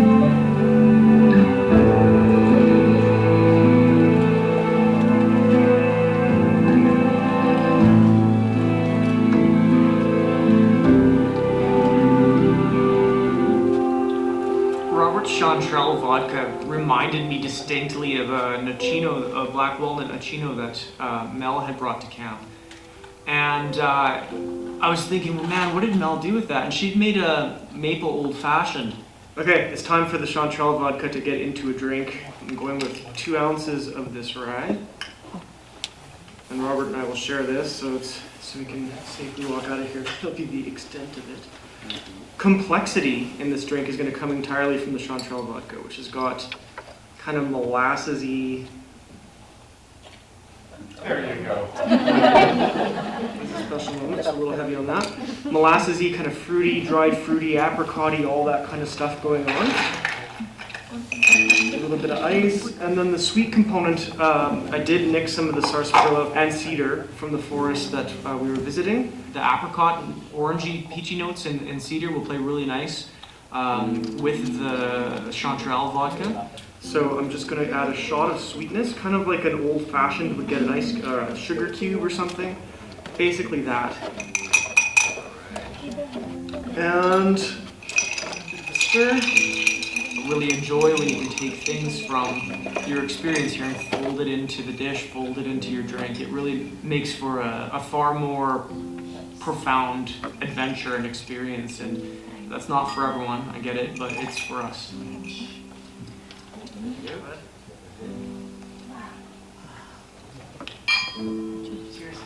It almost has like a toffee type undertone or something. Absolutely delicious. Like how did that combination of ingredients lead to this like superb cocktail. Rich and toffee. Yes, I packed all that gear into the backcountry. I get asked that a lot. I do a sea kayak expedition every year. It's a week long, 13 people. I have to do happy hour for the whole crew every day. And so I pack a lot of bar gear, way more than any person really should, in sea kayaks. And it's super fun and super challenging. That's actually the hardest thing I do every year. I mentioned it's a week long. I teach a different foraging class every day. One day it's like the intertidal zone, and one day it's just seaweeds, and one day it's the forest, and one day it's the shoreline plants. And then we have to make, my co-guide and I, Justine Kervengen, she's like a legendary sea kayak guide. She and I have to make food for everybody, and then we have to make it from what we can find and catch. So we have to take everyone out and guide them fishing so that we have enough fish to work with, and then we have to go foraging to find the stuff to make, to do bar cocktail stuff and dinner and desserts. It's hard. No resupply, 1 week. So by day 4, 5, 6, you're like looking through kayak hulls going, what are we going to do tonight? One of the ingredients I really wanted to mention that has become critically important in my life, and it's not so much the ingredient anymore specifically, but the compound that's in it is, called coumarin. That's going to mean probably, anyone know what coumarin is? No? Coumarin is the compound that makes tonka beans smell like tonka beans. Anyone know what tonka beans are? Yeah, okay, wow, tonka beans are just unpopular in Alberta. I've decided this. Tonka beans to me serve a function. They're really common in Europe, or more well known in the patisserie side, especially in Europe, but they are used, I describe it as they're used kind of as an analog to vanilla. They don't taste like vanilla. Coumarin doesn't taste like vanilla, but it kind of plays the same role where you could introduce it into a dish and it kind of adds some pleasant notes, some layers of flavor that don't kind of usually take over the dish too much and that are just add something nice. Vanilla is just one of those everybody likes it flavors. Coumarin maybe a little less so. So this plant, Gallium triflorum, this guy right here, grows on the forest floor of Western Canada. I found it in BC and Alberta now, but this is a colleague of mine picking a bunch of it. You dry it and it becomes this. It is so strong in aroma that one of my kids hates the stuff because it has aromatized a number of plastic containers in my house, and the plastics still smell like this plant even after they've been washed. It's that strong. And so what I'll do is I'll take a sprig of it dried, put it in cream. That particular custard is dandelion root coffee and Gallium triflorum.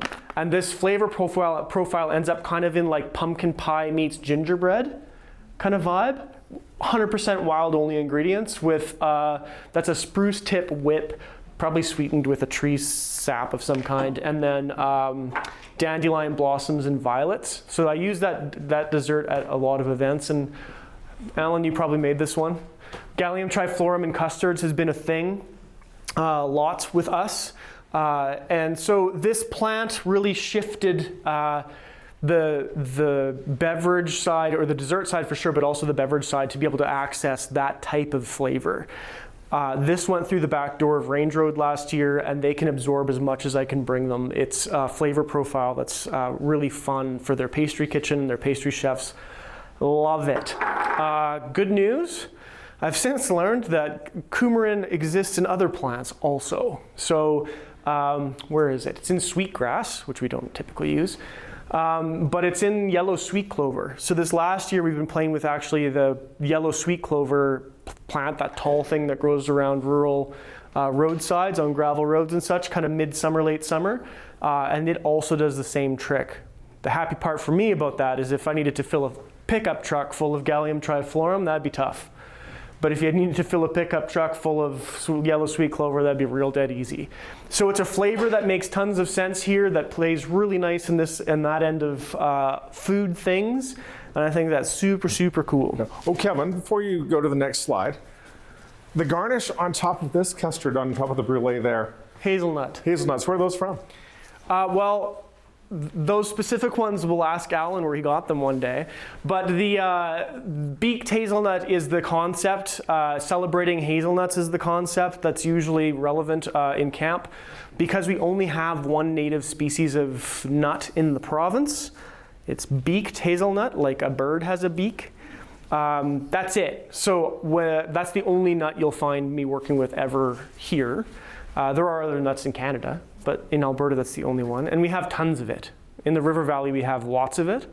What we learned last spring, we did a dinner at Range Road that was all like different smokes, celebrating the variety of wild smoke flavors, and we found that beaked hazelnut had a really nutty flavor to it, which was exciting. I find it odd that my inspiration with smoke is like the United States, but their barbecue culture really does celebrate things like pecan and cherry and the difference between apple and mesquite. You know, like they know, and many of us would know, those things taste different. They have different aromas and they end up having different flavors. And so we've been working really hard, or really like we've been really grinding at what do the different wild species here smell like in smoke, and how do you apply them in different applications. While on that, there's one plant here, Betula glandulosa, that we found is our new favorite kind of savory smoke, and it has kind of a cumin fennel kind of vibe to it. Do you want to use this opportunity to pivot into getting them to open a box? Do you know what? We could. Let's do that. Yeah, this is a fun time to talk about flavor. You have a box in front of you, but first I need you guys to come down. We don't have tea poured yet, though, do we? Let's get tea poured. Yeah, we need to. So, time to taste some things. We are tasting trees. They are poured. Okay, come on down. And we're going to start, so don't eat anything yet. What you have to do is start by having a glass of cedar tea. So there you go. It requires some movement. Yeah. Just help yourself and grab one.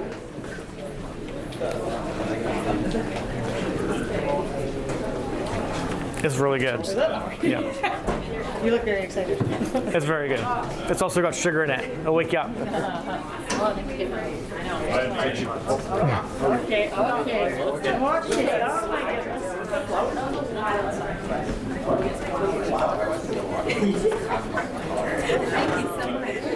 That was so fun. You literally weigh like 2 pounds.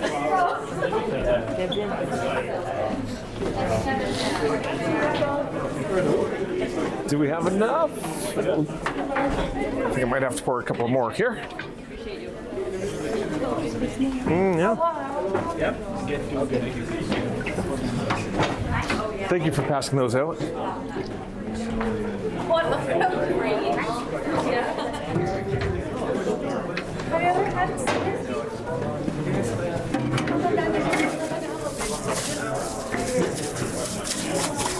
Okay, a quick comment on cedar. All right, here we go. Well, and in general, trees. The most common wild food, or most widely known wild food in Canada is? What do I need? Yeah, maple syrup, thank you. Tree sap, right? And does maple syrup taste like spruce? No, not at all. And does cedar taste like maple syrup? Like, no, it's its own thing. Lodgepole pine, we work with pine a ton. Lodgepole pine is kind of limey. It's got a very lime character.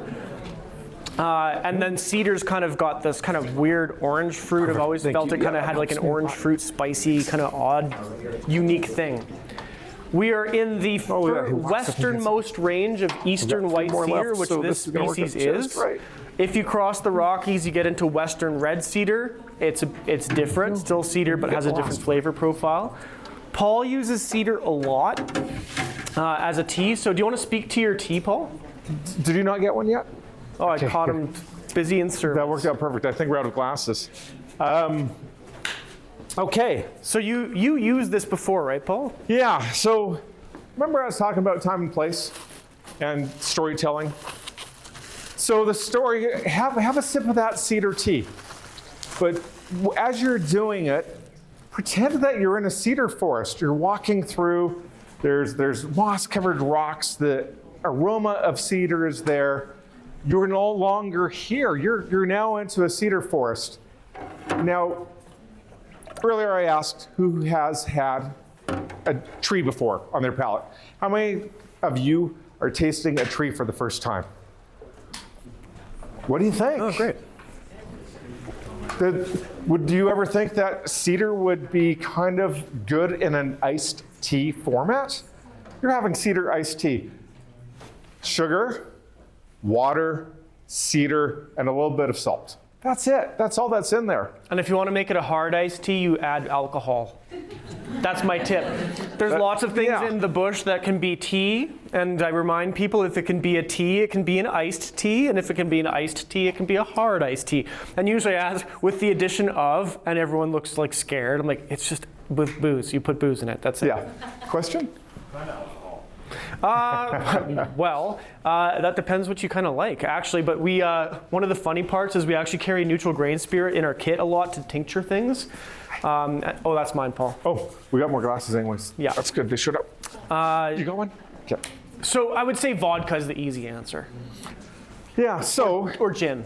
So what do you guys taste on your palate when we're talking about the cedar? Is it a little bit citrusy? What other flavors do you pull out of that? Really cool, right? So this is a great opportunity as well to talk about full palate coverage.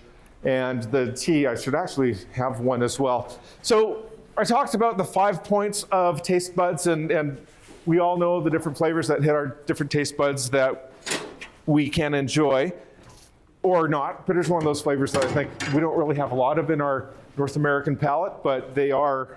And should, though? We should, yeah. Bitters can be really good. So as you're tasting, we're doing this together, I'm going to add a dimension to the tasting conversation. It's not just about your taste buds, but it's about the timing of how things sit on your taste buds. And I always think of flavor in 3 different components. There's that first taste. What do you taste initially? Then there's that middle flavor. Remember earlier I was talking about middle flavor? That's the grunt of the dish or the drink. That middle, that's the story of it. If it's a steak, it tastes like steak. Garlic and onions definitely kind of work in that flavor profile. And then there's the aftertaste. What sits on your palate afterwards? So when you taste this, pay attention to those 3 different times, or those 3 different parts of it. The first flavor, middle flavor, aftertaste. What's the first flavor? Yeah, I get the kind of the brightness and the sweetness, and then it takes a while for the herbaceousness to kind of move into that space. Yeah, I think it goes really fast into the middle flavor, and then the aftertaste is just kind of sweet and smooth. Now that's just kind of fun to play around with as we're going through this. And next bite that you have, if you open up your box, there is a meringue. A little meringue kiss. Now this one is fun. So Keven was talking about this wood. What was it? Keven, you called it? Betula glandulosa. That was some fun Latin. I joke that I could just make up Latin names and no one would know I'm wrong. So I could just use like Harry Potter script to like make stuff up. Yeah. Betula glandulosa, scrub birch. But when we were doing this, actually shooting that episode, we found it was kind of that kind of cumin-y, kind of savory vibe. We were smoking a pastrami. But we also worked with a species called Shepherdea canadensis, or buffalo berry. And it had kind of this fruity, nutty component that was different. It wasn't kind of savory spice. Once it mellowed out, it was in that kind of fruit and nut zone. And I think in the episode I described it as if I was ever to smoke a fruit cake, it would be this species that I would choose to use. So Paul then took it and started smoking desserts.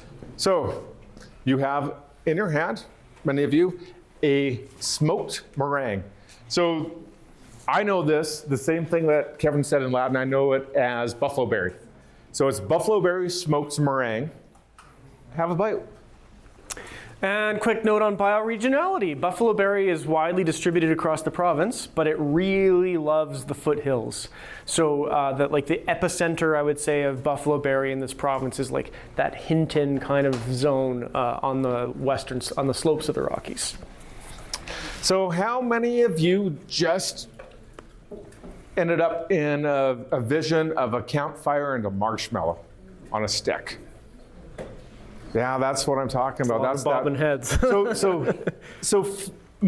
Flavor can inspire memories, and that's really cool. Like, we have food memories, and they're really important. So back to the storytelling of the dish. Just one bite, and I can say, do you think campfire and marshmallow? There it is. And the smoke that we used actually helped that food memory come to life. Also interesting, this buffalo berry is named thus because it has a berry. It's a fruit. And it has so much saponin in it, like soap kind of saponin, that if you whip the fruit, you can end up with a stable foam. And it was used traditionally as like a desserty kind of foamy concoction. So important to me only that the fruit has like a traditional indigenous use, and this is a different use of the plant, but that's got a completely different application. And I'm always excited to use, for example, with raspberry, it's fun to use the raspberry leaf. Or when you're working with this kind of plant, something kind of to dodge whatever the obvious is and look for the other fun opportunities in the corners. It's a good example of that. I have raspberry PTSD. That sounds bad, Paul. It is. It's bad. Checked. So you've probably guessed by now, I'm pretty passionate about the story of food and the time and place and celebrating the ingredients. At Rouge, I have an acre of land, and we grow as much of our own produce in the summer that we possibly can, and I'm very proud of that. But going back 20 years ago, food and the story of food wasn't really all that common.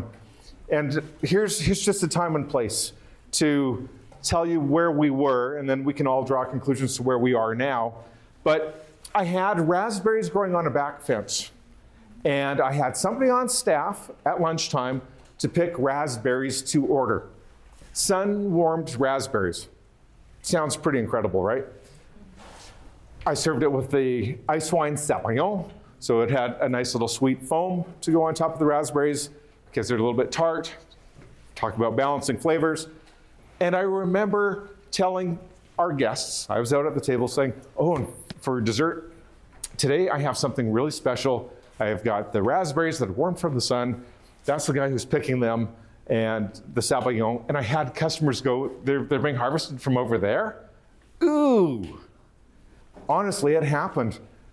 People don't know where food comes from, and they were offended that we were harvesting food in front of their eyes rather than opening up a clamshell that came from an unknown farm.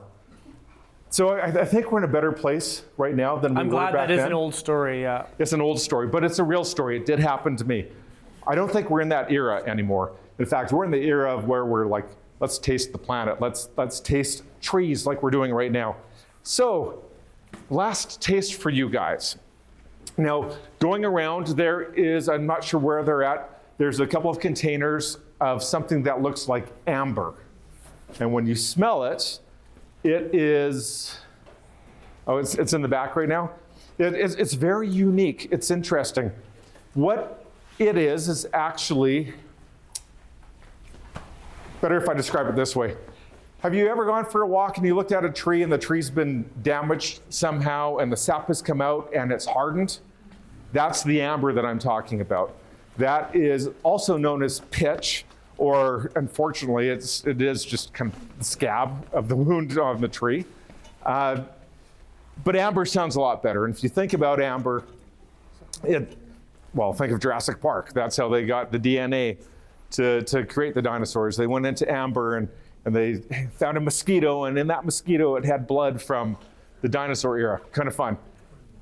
So the last tasting, you guys are having a taste of Calgary, which is really unique. I live very close to the most eastern stand, gosh, that's hard to say. I live close to the most eastern stand of Douglas fir trees in Western Canada. And this is Douglas fir pitch or Douglas fir amber flavored caramel. So that's your little cup of caramel. Have a taste of that one. And you're right, you heard him say bioregionality again, didn't you, with different words. This taste is Calgarian and not Edmontonian. We don't have Douglas fir here. Like he said, he's got a really small pocket of this. It's mostly in BC. So I think it's super cool that Paul could serve you something like this that tastes like Calgary, that it actually doesn't at all apply to here. And when you guys have had a chance, I know both sides, I think, have had a chance to smell the Douglas fir pitch or the amber. Can you now taste it in the caramel? So that caramel is literally sugar, water, and the Douglas fir resin, or the Douglas fir pitch, or the Douglas fir amber, whatever you want to call it. That's the flavor for that. And a dab will do you.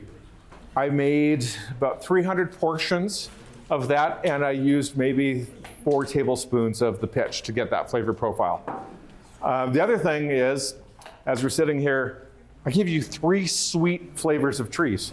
We started off with the tea, finishing with the caramel, and this is my perfect chance to talk about aftertaste. How long is that staying on your palate? And it's nice because it's in a sweet zone. But when you're cooking with garlic, how many of you have had garlic before that you just can't shake off your palate and it's still there the next day? I hate it. Yeah. You love that? Oh, yeah. But Garlic garlic is your favorite? So if you don't want that aftertaste, it's about understanding the method of how to use the garlic. Either you can blanch the garlic ahead of time. The French like to do a method where they blanch and refresh garlic over and over again to kind of take out that big flavor. Or you saute it, you caramelize it, it changes the flavor profile of it. But always think about aftertaste, because aftertaste will influence the next dish that people have. And you can be playful with it. You can have literally aftertaste by design go into the next dish. And that's the whole reason, that aftertaste component is the whole reason palate cleansers exist. To clean your palate, get you ready to freshen it up, to get you ready for the next course. So instead of sweet, now we're seafood? Like this, you mean? Oh man, seafood. Wow. If you look on the left, that's an ingredient that I've never used before. It is from the sea. It is from a tidal pool. It looks like a clam on top of an elephant trunk, kind of. Would you even say? Like it's. Yeah, they look kind of odd. Goose barnacles look weird. They are really relevant for me when I'm guiding on the West Coast, because I'm guiding in the summertime, and we can't harvest, in the summertime, we can't harvest bivalves for the paralytic shellfish poisoning reasons. And goose barnacles grow kind of in that zone on the intertidal, but they're actually a crustacean. So the cool part about them being a crustacean, well, 2 cool things, is 1, we can harvest them year-round because they don't have that risk of PSP, but 2, they kind of taste like crab, lobster kind of stuff. So really neat ingredient, most expensive seafood. I believe I've read it's the most expensive seafood by weight on the planet. You can't aquaculture it, you can't grow it because it needs a really aggressive like rock face, ocean smashing against it kind of situation for it to be happy. So you have to hand harvest it, and they look like little, I don't know, dinosaur claws on the end of an elephant trunk. And then on the inside, you have to take this whole wrapper off, and you're accessing the meat on the inside that ends up looking like this, like a little gummy worm. Insect-ish. So it Doesn't goes that from sound exciting? it goes from looking like little elephant trunks to insects. And there's not a lot that you can harvest of these. They're one of those ingredients that it's really important not to take too many. And uniquely, however, they look like that, but they taste like lobster. So when I built this dish, thinking about layering of flavors, how I wanted to deliver the flavor of lobster with only a small amount, what I did is I cooked them separately, just into a wine butter sauce. And I had a nice mushroom pasta underneath it, and then I cooked these guys in wine butter, so the butter then became a flavor profile that sat on top of the pasta in little pockets.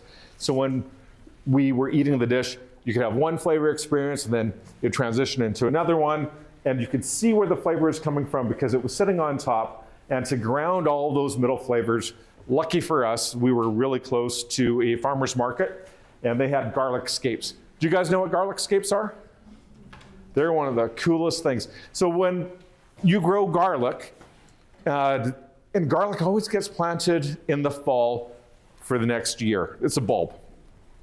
And as it grows, and getting close to like July, the end of June, July, these little curly flower buds start forming, which is the garlic scape. That's when you harvest them, when they look nice and curly like that. And when you cook them, they taste and have the texture of garlic asparagus. They're fascinating. Now, great texture. Great texture, and you have that garlic flavor profile that doesn't really have a long-lasting, lingering flavor. And they're beautiful. So, yeah, put garlic in the ground next fall. Grow garlic once. I think you'll do it once, and you'll always have garlic in your garden. It's just one of those things that self-propagates while you actually have to plant it. But once you plant it, you'll always want to plant it. And yeah, that's the gooseneck barnacle and how I dealt with the fact that there's not a lot of them to work with. Okay, sometimes things are not so easy, and Paul gets presented with stuff that's not so easy. And part of part of all of this, that I don't know why we bit these projects off, to be honest. Like, it's a lot of learning. It's a lot of like exposing ourselves to environments where like, I don't know what to do with a cactus. Just got to try some stuff and figure it out. In this case, the episode was about fiddleheads. We were in BC, we're like, yes, there'll be lots of fiddleheads. And there was, except that there was no ostrich fern. There was something called lady fern, and there was something called sword fern. And that's what Paul had to work with. And this was one of those moments where I was like, I'm glad I'm on the camera. Have fun, Paul. Because he had to work with these, what I like to describe as like Chewbacca finger-like things, and figure out how to convert that into a food thing. And over here it's deceiving because you see these little fiddleheads. These are lady fern. So lady fern is kind of like an ostrich fern, but more delicate and thin. Well, that was easy to work with, but the sword fern, not so much. Yeah, so you described them as Chewbacca fingers. And once I blanched and refreshed, and you guys all know what blanch and refresh is? Boiling water to ice water. It shocks the color, and the green turned into this beautiful green color.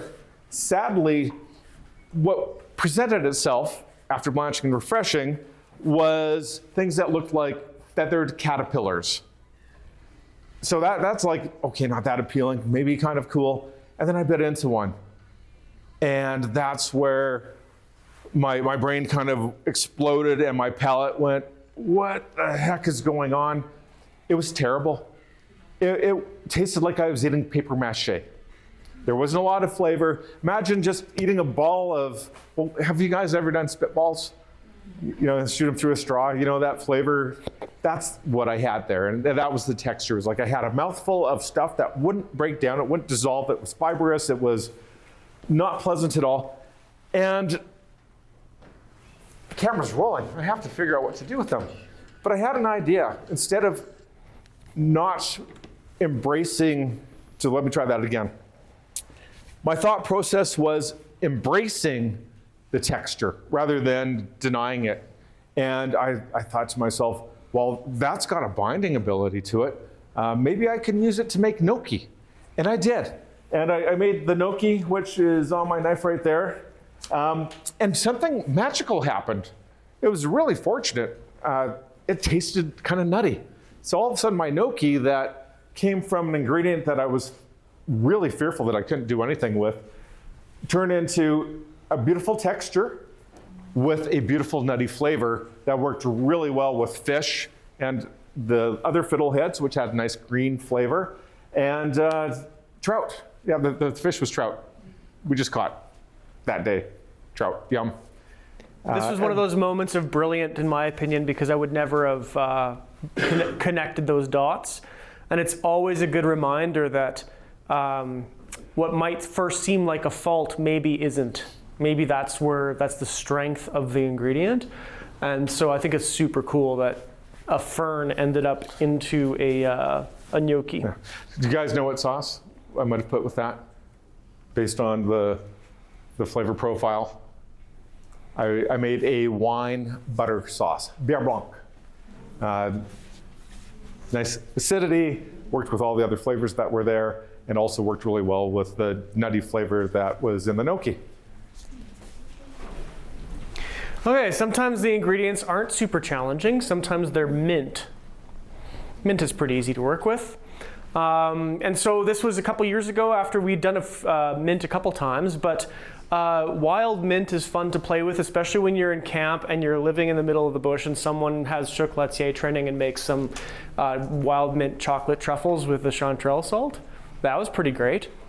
And then my brain went straight to this, a wild mint mojito. The reason it's electric green like that, yes, I muddled mint in there, but we had tinctured the mint, meaning we put it into high proof spirit. Someone asked earlier about which alcohol we use. I typically carry in my kit something called Clear Stock from Strathcona Spirits. It's neutral grain spirit is what it is broadly called. We used to use Everclear from the States, but it's a corn-based neutral grain spirit, and we found that Strathcona Spirits is basically bottling neutral grain spirit coming out of a large factory, a plant in Saskatchewan that makes vast amounts of neutral grain spirit. Neutral grain spirit, the words neutral, tastes like kind of nothing. It's 96% alcohol, and it kind of doesn't matter what you make, because it's distilled to a level where all the flavor is stripped out of it, essentially. It doesn't really matter what it's made out of. I just like the fact that it's made out of Alberta grains and pulses, and we can get it locally. So that's what I carry. So this is a tincture. There's the rat root. This is a tincture. So I'll carry neutral grain spirit in my kit and then put stuff in it. Why? Because it extracts flavor like crazy, it extracts color like crazy, and it extracts it fast. You could use vodka, it'll extract flavor also, it'll extract it more slowly, it won't extract color quite as much. So this tincture, you can see how dark green it is, even though it's the lighting is dark, but that was in there for maybe a day. And then we had this 96% booze that you can dilute with water to get it to more of a 40%, and we'd have this mint vodka, or whatever you want to call it. Mint captured in alcohol. We also will often carry a simple syrup in camp or make one in camp, and then you take the same ingredient and put it in a simple syrup or sugar, because sugar is also a great extractor of flavor. And then you can take those things and make them into cocktails real fast. It's been a fun thing to have one of my best buds be a herbal medicine guy, because they tincture lots of stuff. So his medicine kit is basically like the best bar kit you could possibly ask for.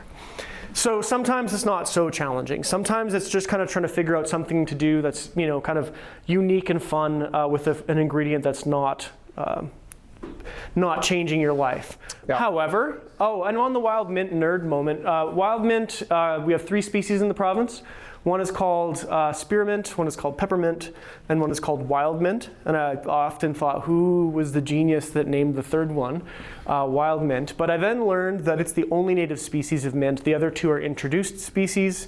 So wild mint is Mentha arvensis. It's the only one that we have that's native to here. If you go to Eastern Canada, I've worked in Ontario a fair bit, they have so much mint, it's ridiculous. It speaks to the amount of moisture. Mint likes wet. So it doesn't really love Alberta, because Alberta is like the driest place in the country, no joke. So there's lots more species of mint in Canada, but we have the one. And they all taste different. Like spearmint versus wild mint. I find wild mint to be herbaceous. It doesn't taste like dessert. It doesn't taste like it needs to be in gum. It could go into a curry. It could go replace basil, as an example, or top dress a salad. Another thing about mint, it is one of the species I find that is most terroir expressive. Meaning I have a collection of wild mint, because I'm a plant geek, and every place that I pick mint from smells distinctly different. Kind of like you would expect from grapes, which are terroir expressive. Not sure if you knew that. In the format of wine, where kind of where they're grown impacts their flavor, mint is one of those species. Another one, if you're interested in plants, is yarrow. Yarrow is very terroir expressive too. So here's an example of a fruit. It's a fruit called watermelon berry, and I found it and went, what is that? And got an ID confirmation on it and safety check from my plant consultant. And then I went to, that's right, the plant consultant has plant consultants. It's kind of like stopgaps with colleagues. But then I handed it to Paul and he had to figure out what to do with it. So this is a scene from a show where Paul had a new ingredient to work with. As an aside, that slide that showed you the alder catkins and the fiddleheads and the morels and all that stuff out of that creek system, this is that exact same creek system, but in August instead of May, I stepped into the exact same place and all the ingredients were different. I had black currants, I had red currants, and I had watermelon berry to hand Paul, and then he had to figure out what to do with it. Oops. First I had to figure out how to use technology.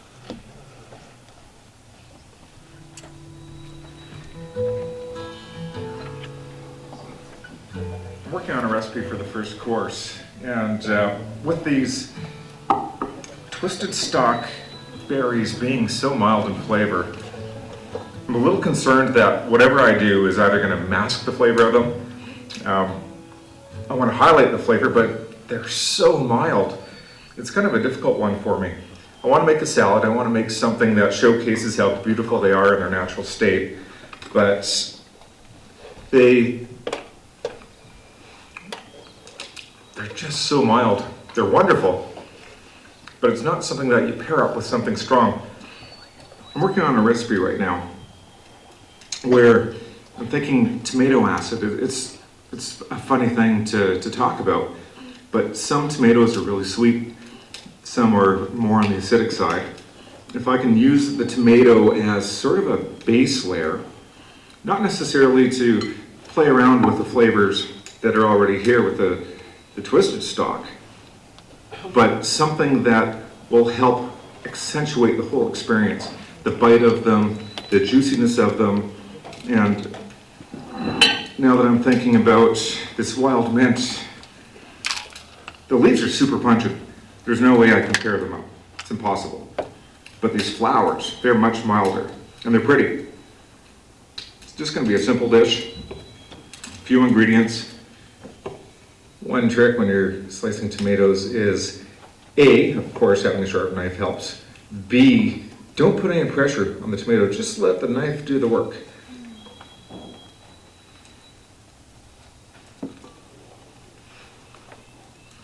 I'm layering this salad intentionally. I want to make sure that as you chew it, you get different experiences and different nuances hitting your palate. Now, in the case of the twisted stock, I want it first because the flavor is the lightest. So when you eat the salad, you get that pop, and the cucumbery flavor that kind of transpires actually comes out as an after flavor at the end. It's kind of a fascinating experiment with texture, finishing flavor. The thing with these guys though, there is no middle flavor. And what that means is it's very clean on the palate. There's initial taste as soon as you bite into it, and then there's a slight aftertaste. That's what I'm gonna use to make this dish.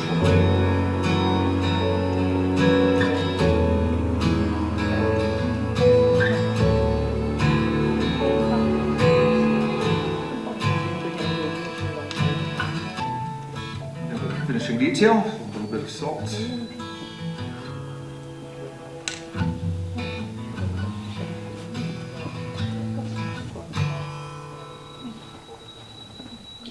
Streptococcus amplexifolius. I had to look that one up. Oh yeah? I don't think we have other streptococcus in the province. Anyway, there's your Latin. I actually just looked at Harry Potter stuff again. Yeah, so that was a challenge. There wasn't flavor. Sorry. And being respectful to flavor. So as chefs, that is, one of our tasks. And it really it comes back to it. I can't say this enough. Taste your food, train your palate. Think about where food sits on your palate. Play with it. Play with your taste buds. Play with the timing of delivery of the flavor, how it hits with your palate. And the first impression, second impression, third impression of when you eat that dish, what happens in that flavor journey. That was a super simple dish. It was delicious, though. The camera really liked it.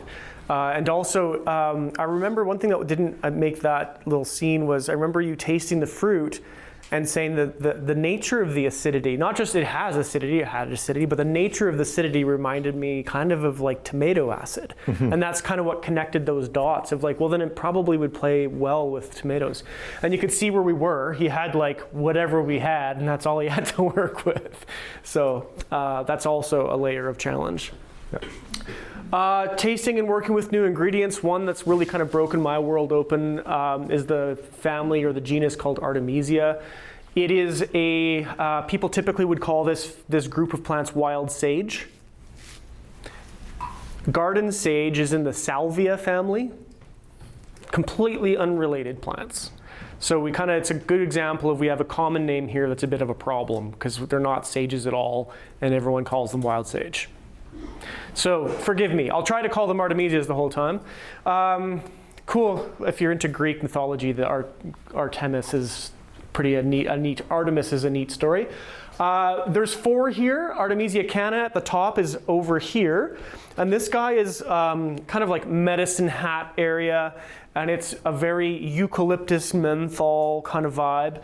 This is Artemisia ludoviciana, kind of a prairie white sage, what's become the darling of my exploration of Artemisias.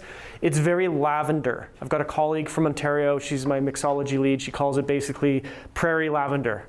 And that's how we've been using it. It's amazing. It's also one of the most common and most pleasant smudge plants, so its smoke is really attractive. Artemisia frigida, which is one that we're kind of still trying to learn how to embrace because it's a bit, I don't know, it's a bit funky, different, odd. And then bottom one, wormwood, Artemisia absinthium. Artemisia absinthium grows here in the city. You can make absinthe from it, go figure, hence the name. Also vermouth, its common name is wormwood, and vermouth is made using wormwood.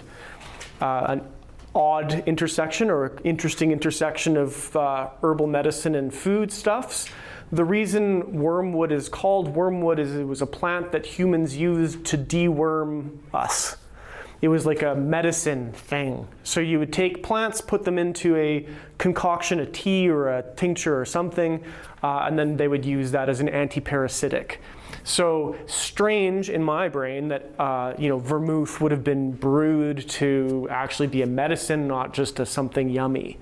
And I find the more I learn about herbal medicine, the more I learn that those two things really integrate like crazy. Some of the ingredients I play with the most, I learned because of the herbal medicine side, was using them. So Artemisia ludoviciana, this is a prairie white sage margarita. Prairie white sage is the common name of Artemisia ludoviciana. Smoked or smudged the glass, and then used Artemisia in a syrup. It's got a really floral edge to it, kind of that herby side, but also really floral. I was kind of riffing on like a lavender margarita.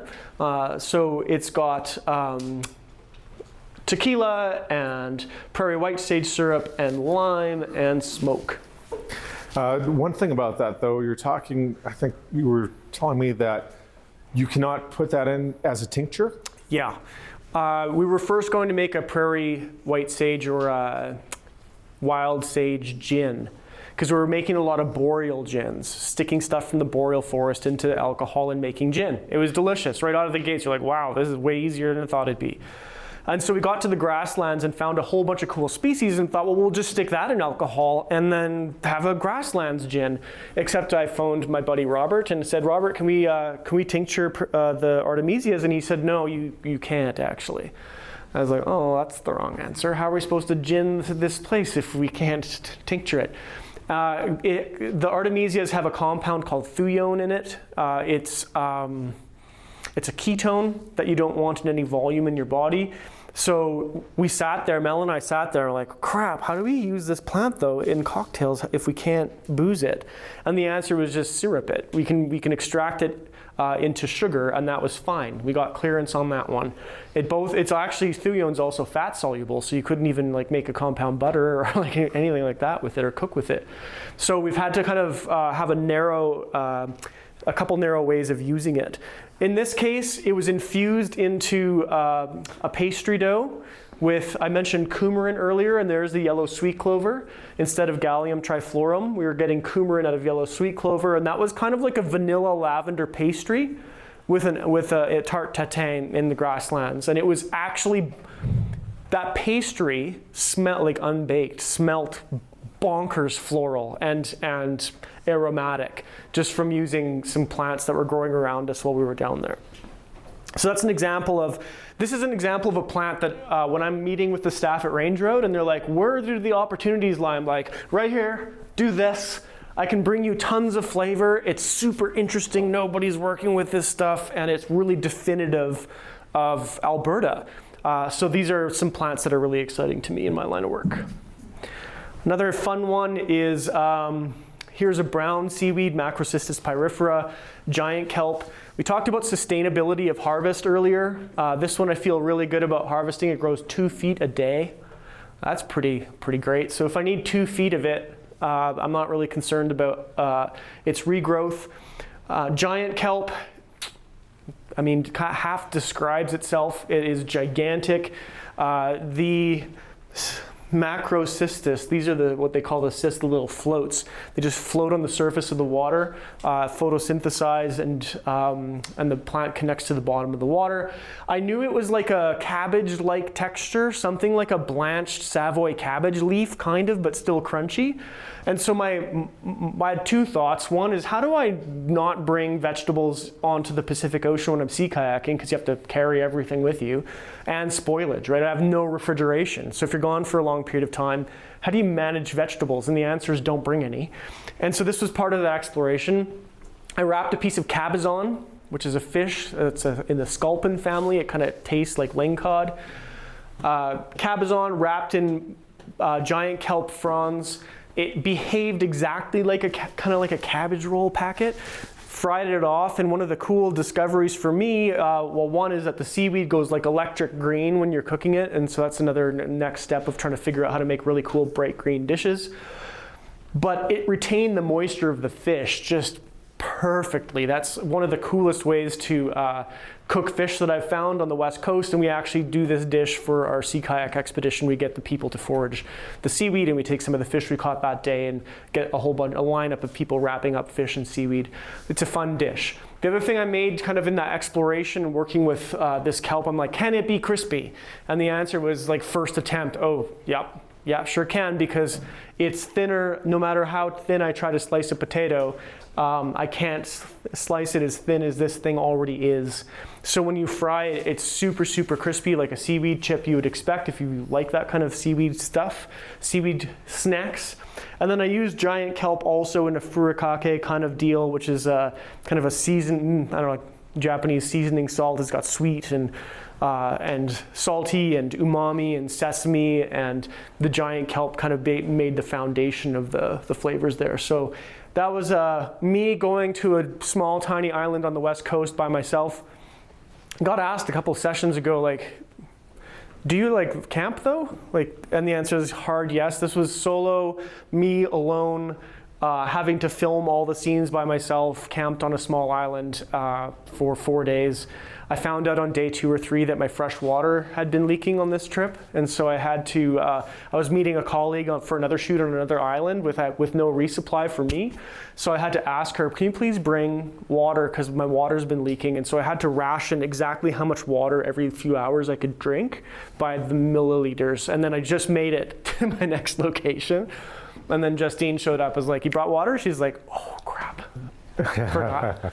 So we had to live off the water in her PFD for a day before she could get back to the mainland and go get us some fresh water. Just want to point out the clock for us. You guys, I think, how much time do we have left? We have guest seated in 5 minutes. Okay, culinary and media. we point cameras at stuff, or I point cameras at stuff, and Paul gets cameras pointed at him. Sometimes we go to fancy red carpet things in Toronto for Canadian Screen Awards. The Canadian Screen Awards are like the Grammys and Emmys combined of Canada. So it's all for the film and television industry. Wild Harvest was nominated for Best Original Score, Best Directing and Best Photography. That's me. And then I've also been nominated for a couple James Beard Awards for Visual and Technical Excellence. That one was super fun for me because the other people in the category were Chef's Table from Netflix and Parts Unknown from CNN. And then there was me. And I shoot and edit and produce the whole show. The whole crew from The Wild is like just me. So this is us filming stuffs.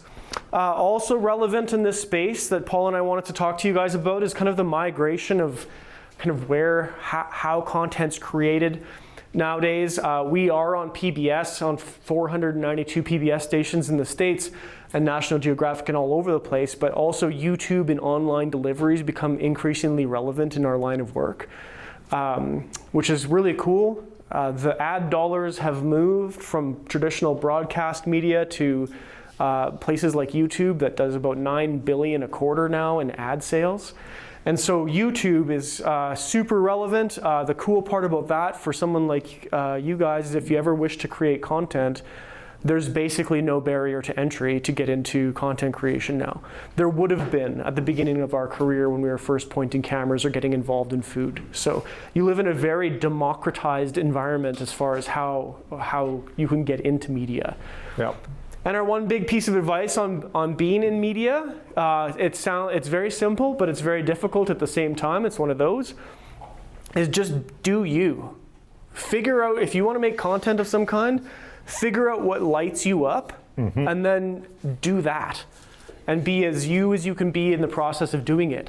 It sounds simple and wholesome, and it is, but it's really challenging for people to have the courage and the confidence to figure out kind of what they love and then to just be that on camera. Yeah, it's true. And the same thing, whether it's on camera or off camera, you guys are chefs. You're storytellers. Be you. That's the one thing that we all have, the ability to be ourselves, and that is what makes us unique. Our stories are unique. We get to celebrate those stories. We get to share those stories and embrace that for ourselves as people and the learning opportunities that it provides. Remember, we can learn about food for the rest of our lives, and you will learn about food for the rest of your lives. Thank you, you guys. Normally we'd wrap up with a bit of a Q&A, but I know you guys have to be someplace else. Kevin? We're here for a while. If you guys have questions, fire away. Those of you that have to leave right away, give her. If it's all of you, that's fine. We have stuff you can come smell and look at. And if you want a book signed, we can do that too.